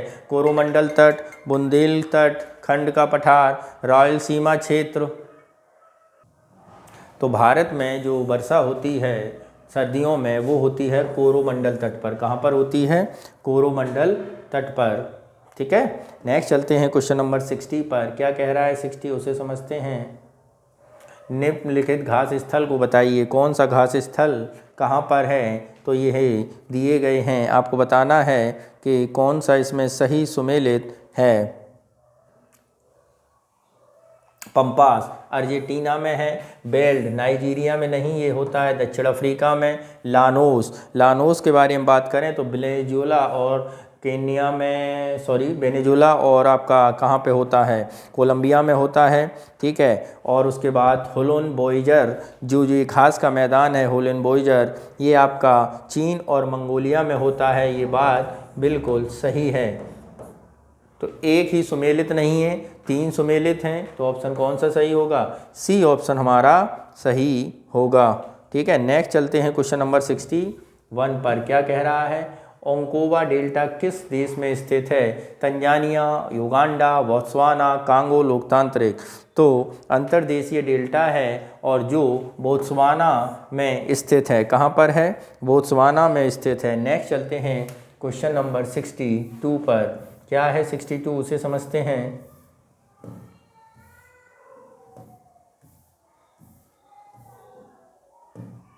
निम्नलिखित पर विचार कीजिए।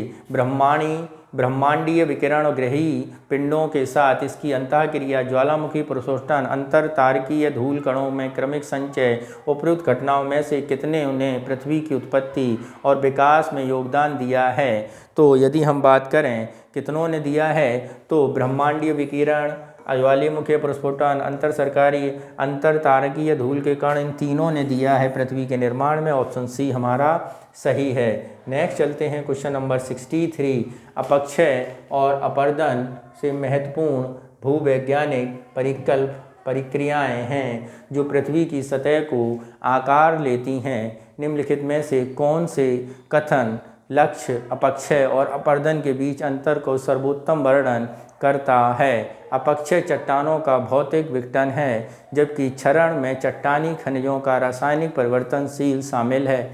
अपक्षय में चट्टान का विघटन और अपघटन शामिल है, जबकि क्षरण में अपक्षय चट्टान का निष्कर्षण और परिवहन करना शामिल है। अपक्षय वायु और जल द्वारा तलछट की गति है, जबकि अपरदन अत्यधिक तापमान के संपर्क में आने से चट्टानों का अपघटन है। अपक्षय का तात्पर्य ग्लेशियरों द्वारा पृथ्वी की सतह के क्षरण से है, जबकि अपरदन विवर्तनिक बलों की चट्टानों के कायांतरण से है। तो यहाँ पर बात करते हैं कौन सा ऑप्शन सही है। तो यहाँ पर अपक्षय और अपरदन से संबंधित बी ऑप्शन बिल्कुल सही व्याख्या करता है। नेक्स्ट चलते हैं क्वेश्चन नंबर 64 पर। क्या है? समय, जलवायु, स्थलाकृति, मूल पदार्थ, जैविक क्रियाएं मृदा निर्माण में योगदान देने वाले कारक बताने हैं। तो मृदा निर्माण में जो कारक योगदान देते हैं तो ये सभी कारक मृदा निर्माण में योगदान देते हैं। ऑप्शन डी हमारा सही होगा। नेक्स्ट चलते हैं क्वेश्चन नंबर 65 पर और देखते हैं क्या कह रहा है 65। भू आकृति, स्थलाकृति, बरखान, कास्ट, स्टेलेक्टाइट, एलोयन, हिमोड़ और हिमनद उपरोक्त में से कितने युग्म सही सुमेलित हैं? तो यहाँ पर सही सुमेलित क्या हैं उस पर जरा देखते हैं। बरखान, कास्ट, स्टेलेक्टाइट, एलोनियन, हिमोड़, हिमनद। तो कौन सी स्थलाकृति किससे बनती है इसके बारे में बताया गया है। तो मित्रों यदि हम बात करें बरखान, वो कार्स्ट में नहीं, रेगिस्तान परिदृश्य में आकार देने वाली प्रक्रिया हैं। क्या हैं? बरखान पवन ये आपके रेगिस्तान क्षेत्र में बनती हैं। ठीक है मित्रों। इसके बाद स्टेलेक्टाइट के बारे में बात करें, खनिज संरचनाएं हैं जो कैल्शियम कार्बोनेट की कारण बनती हैं और गुफाओं की छतों का निर्माण करती हैं। ठीक है, तो ये भी आपका सुमेलित नहीं है। हिमोड़ हिमनद द्वारा निर्मित हैं, तो ये आपका सही सुमेलित है। कौन सा सही है? केवल एक सही है, ऑप्शन ए हमारा सही होगा। नेक्स्ट चलते हैं। मछुआई नौवहन जहाज़ों को पोताश्रय में प्रवेश करने से रोकना, अवसादों का विघटन करना, विद्युत शक्ति उत्पादन का उत्पन्न करना, उपरोक्त में से कितने ज्वार संभावित अनुप्रयोग हैं? तो ये चारों के चारों आपके ज्वार संभावित अनुप्रयोग हैं, यानी ऑप्शन डी हमारा सही होगा। नेक्स्ट चलते हैं क्वेश्चन नंबर 67 पर। रॉटरडैम अभिसमय के संदर्भ में निम्नलिखित कथनों पर विचार कीजिए। क्या है? यह खतरनाक रसायनों, कीटनाशकों, अंतर्राष्ट्रीय व्यापार विनियमन से संबंधित हैं। इसमें स्वास्थ्य अथवा पर्यावरणीय कारणों से गंभीर रूप से प्रतिबंधित उद्योगों, रसायनों को शामिल किया गया है। यह अभिसमय विधिक रूप से बाध्यकारी नहीं है। विधिक रूप से बाध्यकारी नहीं है, तो इसमें कितने सुमेलित हैं? तो यहाँ पे बात करें रॉटरडैम अभिसमय पहला, खतरनाक रसायनों, कीटनाशकों से अंतर्राष्ट्रीय संबंध है, ये बात बिल्कुल सही है। ठीक है। और दूसरी बात, इसमें स्वास्थ्य परिवर्तन कारणों से गंभीर रूप से प्रतिबंधित हैं, ये भी सही है। विधिक रूप से बाध्यकारी है, ये बात गलत है, यानी ऑप्शन में दो बातें सही हैं, ऑप्शन बी हमारा सही होगा। नेक्स्ट चलते हैं क्वेश्चन नंबर 68 पर। क्या है? अंतर्राष्ट्रीय व्हेलिंग आयोग निम्नलिखित कथनों पर व्याख्या कीजिए। क्या है?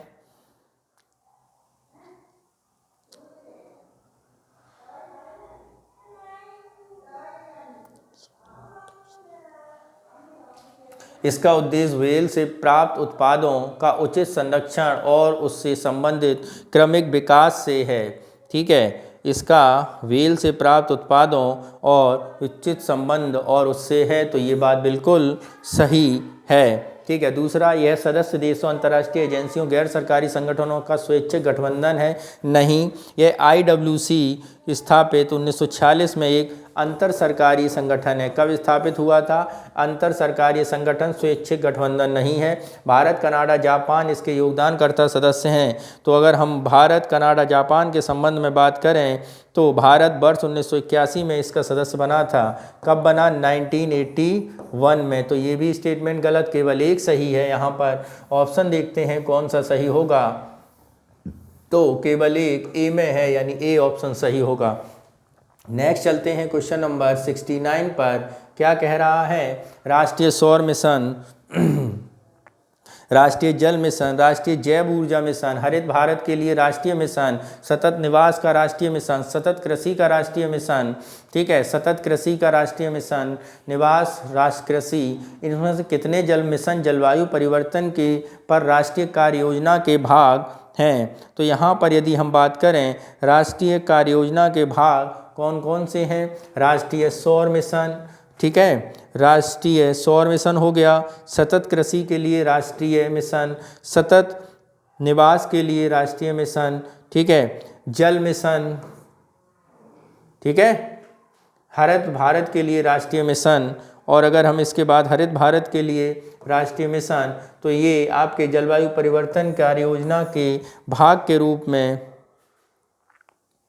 हैं, यानी ऑप्शन सी हमारा सही होगा। नेक्स्ट चलते हैं क्वेश्चन नंबर 70। क्या कह रहा है 70 में, उसे समझते हैं। कथन एक क्या है? एकीकृत कृषि प्रणाली एक ही कृषि प्रणाली के भीतरी विविध कृषि गतिविधियों को संयोजित करने की सतत प्रथा है। ये बात बिल्कुल सही है। यह एकीकरण संसाधन उपयोग के अनुकूलित करता है, पर्यावरणीय प्रभाव को कम करता है, किसानों की आजीविका के स्रोतों को विविधता लाकर उसकी आय और खाद्य सुरक्षा को बढ़ाता है। तो ये दोनों स्टेटमेंट पूर्णतः सही हैं, यानी ऑप्शन ए हमारा सही होगा, क्योंकि एक दो का व्याख्या भी दो द्वारा की जा रही है। नेक्स्ट चलते हैं क्वेश्चन नंबर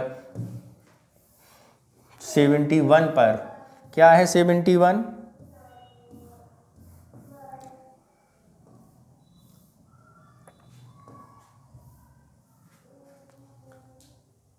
राष्ट्रीय बांस मिशन के संदर्भ में निम्नलिखित कथनों पर विचार कीजिए। क्या है बांस मिशन के संदर्भ में विचार? यह उत्पादकों से लेकर उपभोक्ताओं तक बांस क्षेत्र के लिए संपूर्ण मूल्य श्रृंखला की व्याख्या को विकास के लिए केंद्रित है, पहला। ठीक है। दूसरा स्टेटमेंट क्या है? यह वनवासियों और वन क्षेत्र के उगे बांसों को काटने का अधिकार प्रदान करता है, ओके। उत्तर पूर्वी क्षेत्र के विकास मंत्रालय के अधीन है। तो यहाँ पर बात करना है कौन सा स्टेटमेंट यहाँ पर सबसे सही है। तो यहाँ पर वनवासियों के वन क्षेत्र में उगे बांसों को काटने का अधिकार प्रदान करता है, नहीं। उत्तर पूर्वी विकास मंत्रालय के अधीन है, ये भी गलत है, केवल एक सही पहला वाला। नेक्स्ट चलते हैं क्वेश्चन नंबर 72 पर। क्या कह रहा है 72, उसे समझते हैं। जलवायु परिवर्तन को कम करने के लिए वनारोपण के माध्यम से कार्बन पृथक्करण एक प्रभावी रणनीति है।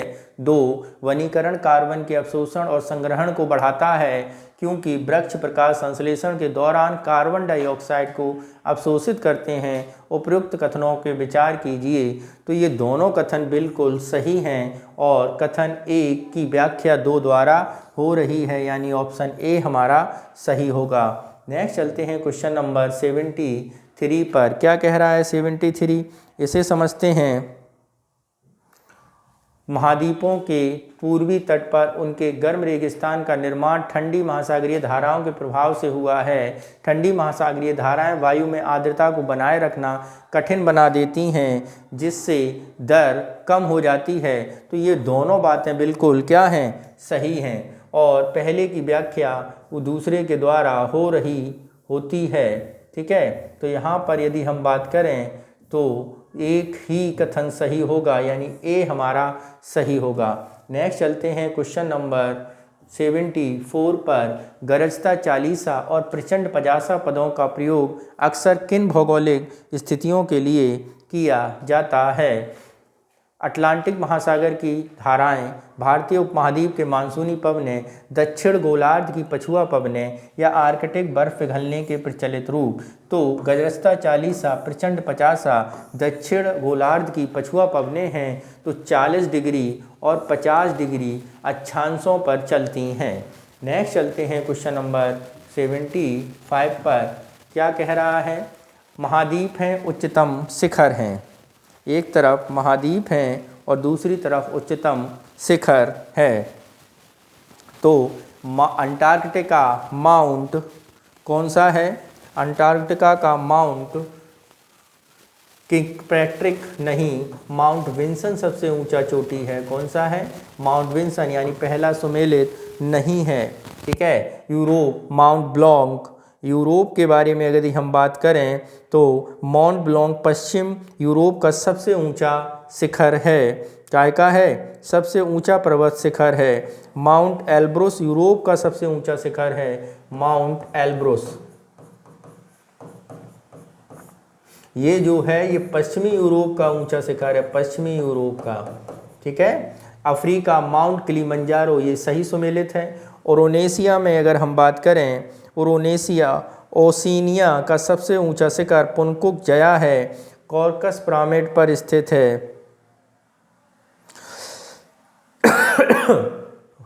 ओर्सेनिया, माउंट विल्हेम नहीं, ओर्सेनिया का जो है वो है आपका कॉर्किस पिरामिड, कॉस्ट्रैंड पिरामिड। तो ये भी नहीं, केवल एक सही सुमेलित है, ऑप्शन ए हमारा सही होगा। नेक्स्ट चलते हैं क्वेश्चन नंबर 76 पर। क्या कह रहा है 76, उसे समझते हैं।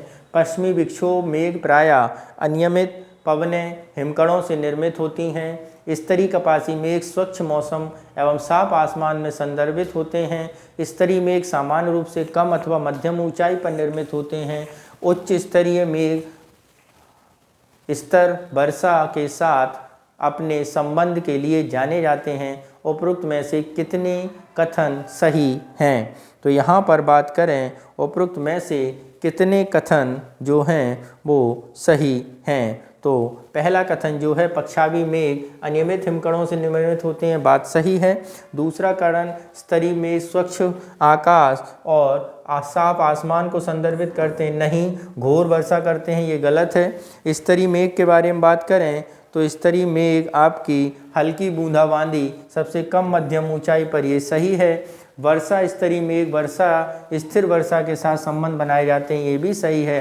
तो कितने कथन सही हैं? 3 कथन सही हैं, ऑप्शन सी हमारा सही होगा। नेक्स्ट चलते हैं क्वेश्चन नंबर 77 पर। क्या कह रहा है 77, उसे समझते हैं।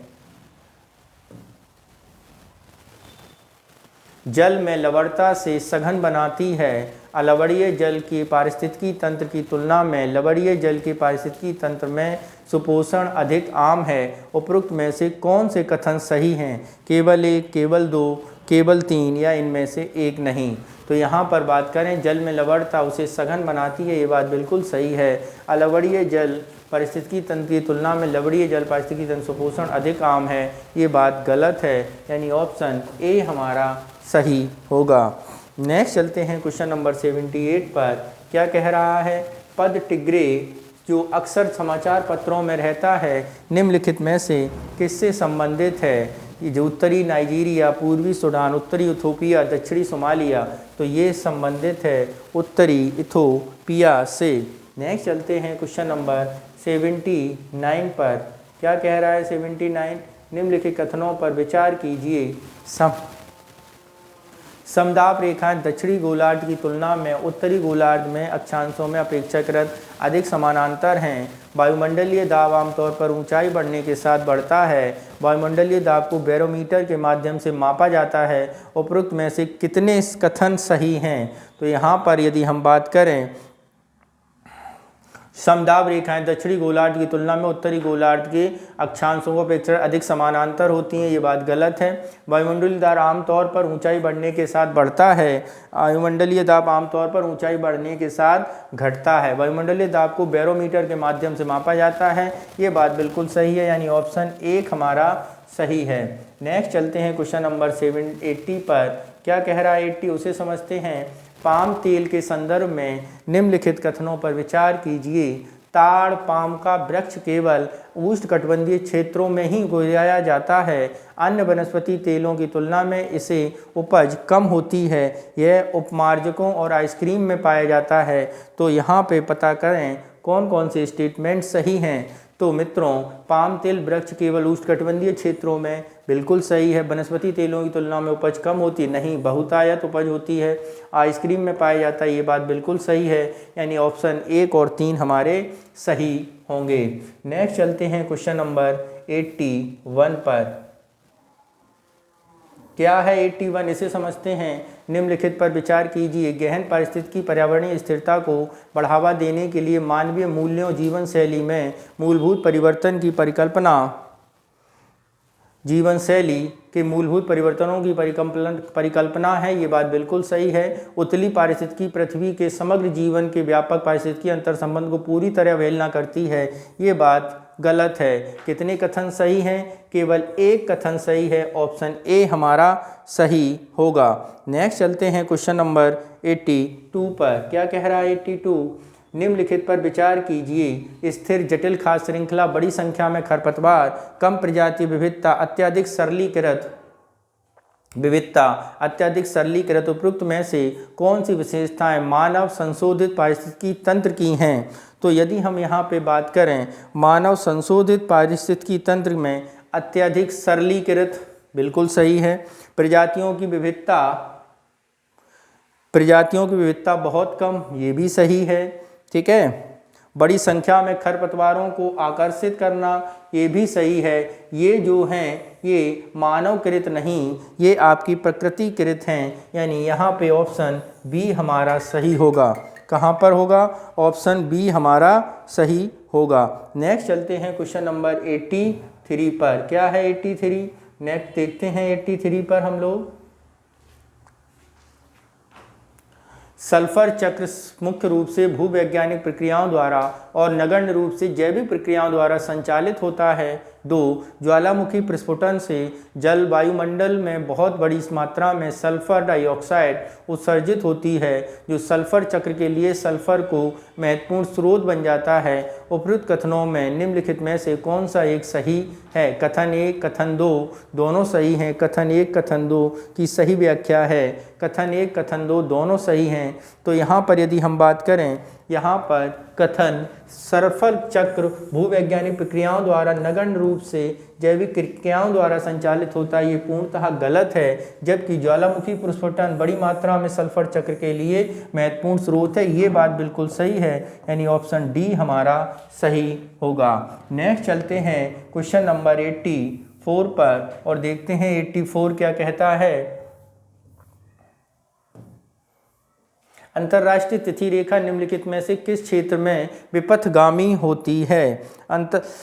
पहला, पनामा नहर, गोलगोस्पा द्वीप समूह, सुएज नहर, लाल सागर, बेरिंग जलडमरू मध्य और एलुसियन द्वीप समूह। तो कहाँ पर होती है? सी ऑप्शन, बेरिंग जलडमरू मध्य। नेक्स्ट चलते हैं क्वेश्चन नंबर 85 पर। क्या है 85 क्वेश्चन? पृथ्वी की सतह का प्रकाश अनुपात एल्बिडो इंगित करता है कि कितनी सौर ऊर्जा वापस अंतरिक्ष में परिवर्तित होती है। उच्च प्रकाश अनुपात वाली सतहें अधिक और सौर ऊर्जा को अवशोषित करती हैं और ग्रह को गर्म करने में योगदान करती हैं। बंजर भूमि की तुलना में महासागर का प्रकाश अनुपात कम होता है।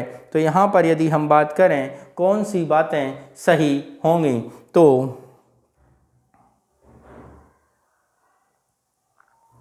पृथ्वी की सतह प्रकाश एल्बिडो इंगित करता है कितनी सौर ऊर्जा वापस अंतरिक्ष में परिवर्तित की, बिल्कुल बात सही है। उच्च प्रकाश अनुपात की सतह अधिक और सौर ऊर्जा को अवशोषित करती हैं, ये बात बिल्कुल गलत है। बंजर भूमि की तुलना में महासागर में प्रकाश अनुपात कम होता है, ये बात बिल्कुल सही है। दो बातें यहाँ पर सही होंगी। ऑप्शन बी हमारा क्या होगा? सही होगा। क्या होगा? सही होगा। नेक्स्ट चलते हैं क्वेश्चन नंबर 86 पर। क्या कह रहा है 86, उसे समझते हैं। यह दक्षिण एशिया का पहला समुद्री जल जीवमंडल आरक्षित क्षेत्र है और जैव विविधता के मामले में पृथ्वी के सबसे समृद्ध क्षेत्रों में से एक है। इसमें 21 द्वीप शामिल हैं, जिनमें ज्वारनमुख, समुद्र पुल, पंकट तट शामिल हैं, जो क्षेत्र को आश्चर्यजनक रूप से सुंदर बनाते हैं। यहाँ समुद्री गाय, मैंग्रोव, समुद्री करकटी, डुंडुंग जैसी प्रजातियाँ पाई जा सकती हैं। कौन सा राष्ट्रीय उद्यान है? तो ये है आपका मन्नार की खाड़ी का राष्ट्रीय उद्यान। ऑप्शन ए हमारा सही होगा। नेक्स्ट चलते हैं क्वेश्चन नंबर 87 पर। क्या कह रहा है 87?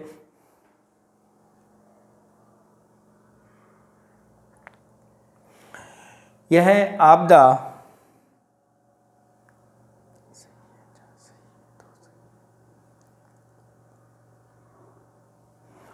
निम्नलिखित कथनों पर विचार कीजिए। आपदा जोखिम न्यूनीकरण के लिए सेंदाई फ्रेमवर्क के संदर्भ में निम्नलिखित कथनों पर विचार कीजिए। आपदा जोखिम न्यूनीकरण आघात सहनीय वैश्विक फ्रेमवर्क है, जिसे संयुक्त राष्ट्र महासभा द्वारा अपनाया गया है। ठीक है, पहला स्टेटमेंट है। दूसरा स्टेटमेंट देखते हैं। यह मुख्य रूप से आपदा के बाद आकलन पर केंद्रित है, बिल्कुल सही। यह आपदा सामाजिक, आर्थिक, पर्यावरणीय आयामों पर ध्यान रखता है, ये भी सही है।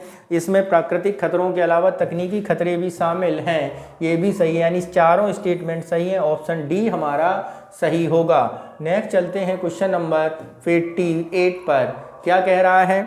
मैंग्रोव वनों के संदर्भ में विचार कीजिए। अवसाद परिवर्तन के कारण मैंग्रोव दोबारा लगाना मुश्किल होता है। ये बात बिल्कुल सही है।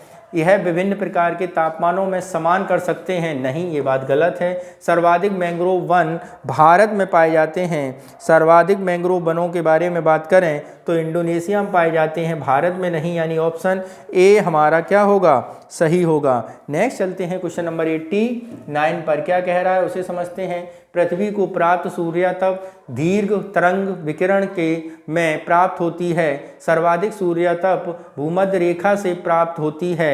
यदि पृथ्वी समतल होती तो सूर्य के सामने की सतह पर आने वाली सौर विकिरणें समान मात्रा में प्राप्त होती। तो यहाँ पर कौन सा स्टेटमेंट सही है? तो यहाँ पर मित्रों केवल तीसरा स्टेटमेंट सही है, पहले दूसरे गलत हैं, यानी ऑप्शन बी हमारा सही होगा। नेक्स्ट चलते हैं क्वेश्चन नंबर 90 पर और देखते हैं 90 क्या कह रहा है।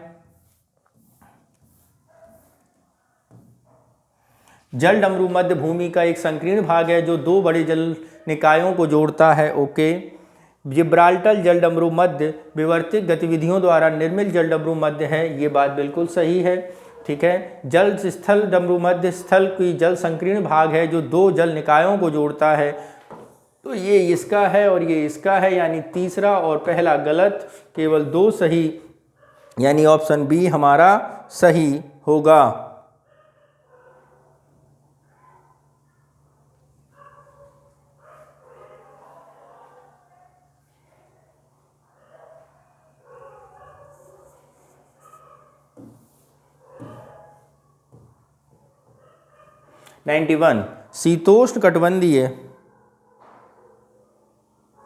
शीतोष्ण कटिबंधीय चक्रवातों के संदर्भ में विचारी है। दोनों गोलार्धों में 35 से 65 डिग्री अक्षांशों के मध्य अक्षांशीय सक्रिय होते हैं, ये बात बिल्कुल सही है।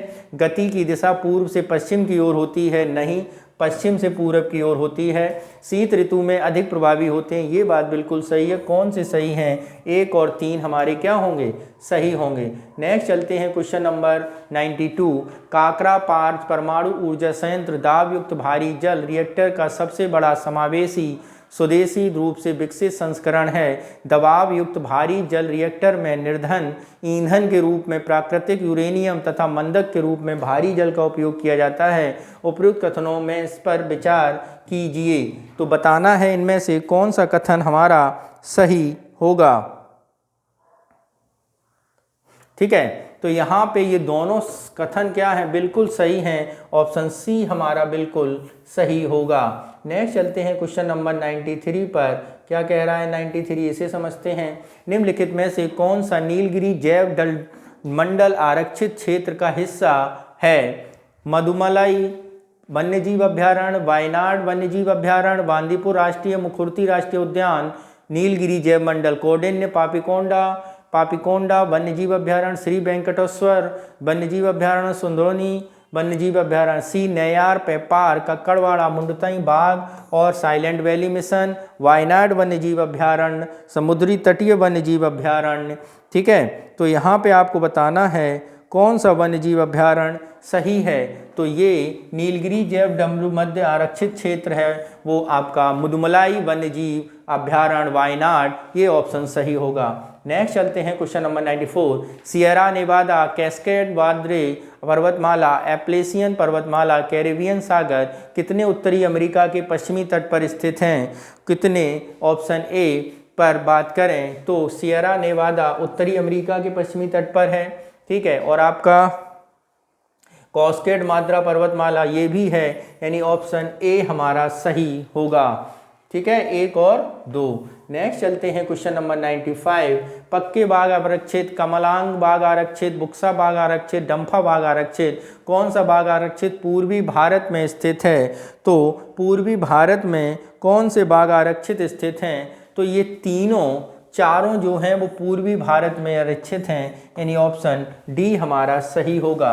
नेक्स्ट चलते हैं क्वेश्चन नंबर 96 पर। Sierra Leone, Liberia, Nigeria, Togo, Benin उपरोक्त में से कितने देश अफ्रीका के स्लैब कोस्ट पर स्थित हैं? केवल 1 और 2, 5, 3, 4, 5, 1, 2, 3, 4, 1, 2, 3, 4, 5। कौन से देश अफ्रीका के स्लैब कोस्ट पर स्थित है? तो यहाँ पर यदि हम बात करें तो अफ्रीका के स्लैब कोस्ट पर 3, टोगो और बेनिन स्थित है, यानी ऑप्शन सी हमारा सही होगा। नेक्स्ट चलते हैं क्वेश्चन नंबर 97 पर और देखते हैं 97 क्या कह रहा है। रेजोल्यूशन 2593 निम्नलिखित में से किससे संबंधित है?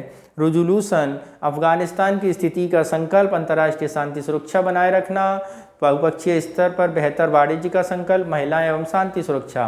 तो ये है आपका अफगानिस्तान की स्थिति पर संकल्प। नेक्स्ट चलते हैं क्वेश्चन नंबर 98 क्या है? निम्नलिखित में से कौन एक पक्षी नहीं है? क्या है? इंडियन पिफॉल, अलेक्जेंडर पैराकीट, तिलापिया या कार्डिनल। तो ये कौन सा पक्षी नहीं है? तिलापिया पक्षी नहीं है। नेक्स्ट चलते हैं क्वेश्चन नंबर 99 पर क्या कह रहा है? 99 इसे समझते हैं। मोनोक्लोन एंटीबॉडी के संदर्भ में निम्नलिखित कथनों पर विचार कीजिए। यह प्रयोगशाला निर्मित प्रोटीन है, बिल्कुल सही है। यह एक मूल कोशिका से प्राप्त सजातीय संकर कोशिकाओं द्वारा निर्मित होते हैं, तो ये भी बात बिल्कुल क्या है? सही है। और तीसरा क्या है स्टेटमेंट? यह सिर्फ एक एंटीबॉडी प्रतिरूप है जो केवल एक एंटीजन बांधते हैं, ये भी बात बिल्कुल सही है। तो यहाँ पे तीनों कथन सही हैं, ऑप्शन सी हमारा सही होगा। नेक्स्ट चलते हैं क्वेश्चन नंबर 100 पर क्या है? ब्लू मून एक माह में पहली पूर्णिमा को संदर्भित करता है। नहीं, ब्लू मून एक माह में पड़ने वाली दूसरी पूर्णिमा को संदर्भित करता है। सुपर ब्लू मून 3 चंद्र घटनाएं, एक पूर्णिमा, एक सुपर मून और ब्लू मून। ब्लू मून एक माह के भीतर दूसरी पूर्णिमा को होती है, ठीक है। सुपर मून तब होता है जब चंद्रमा उपभू रेखा से गुजर रहा होता है, ये बात बिल्कुल सही है। यानी कौन सा कथन सही है? बी कथन हमारा क्या है मित्रों? सही है। तो इस तरह आज हम लोगों ने दृष्टि IAS संस्थान का मॉडल टेस्ट पेपर 10 सॉल्व किया है। शेष जो पेपर होंगे तुरंत ही अपलोड कर दिए जाएंगे। आप हमारे चैनल से जुड़े रहिए और इसके साथ ही अन्य संस्थानों के भी मॉडल टेस्ट पेपरों को सॉल्व किया जाएगा और इसके साथ ही आपके डाउटों को भी क्लियर किया जाएगा। और इसका PDF आप हमारे डिस्क्रिप्शन बॉक्स में दिए लिंक से प्राप्त कर सकते हैं। तो मन लगाकर पढ़ाई कीजिए। धन्यवाद। जय हिंद।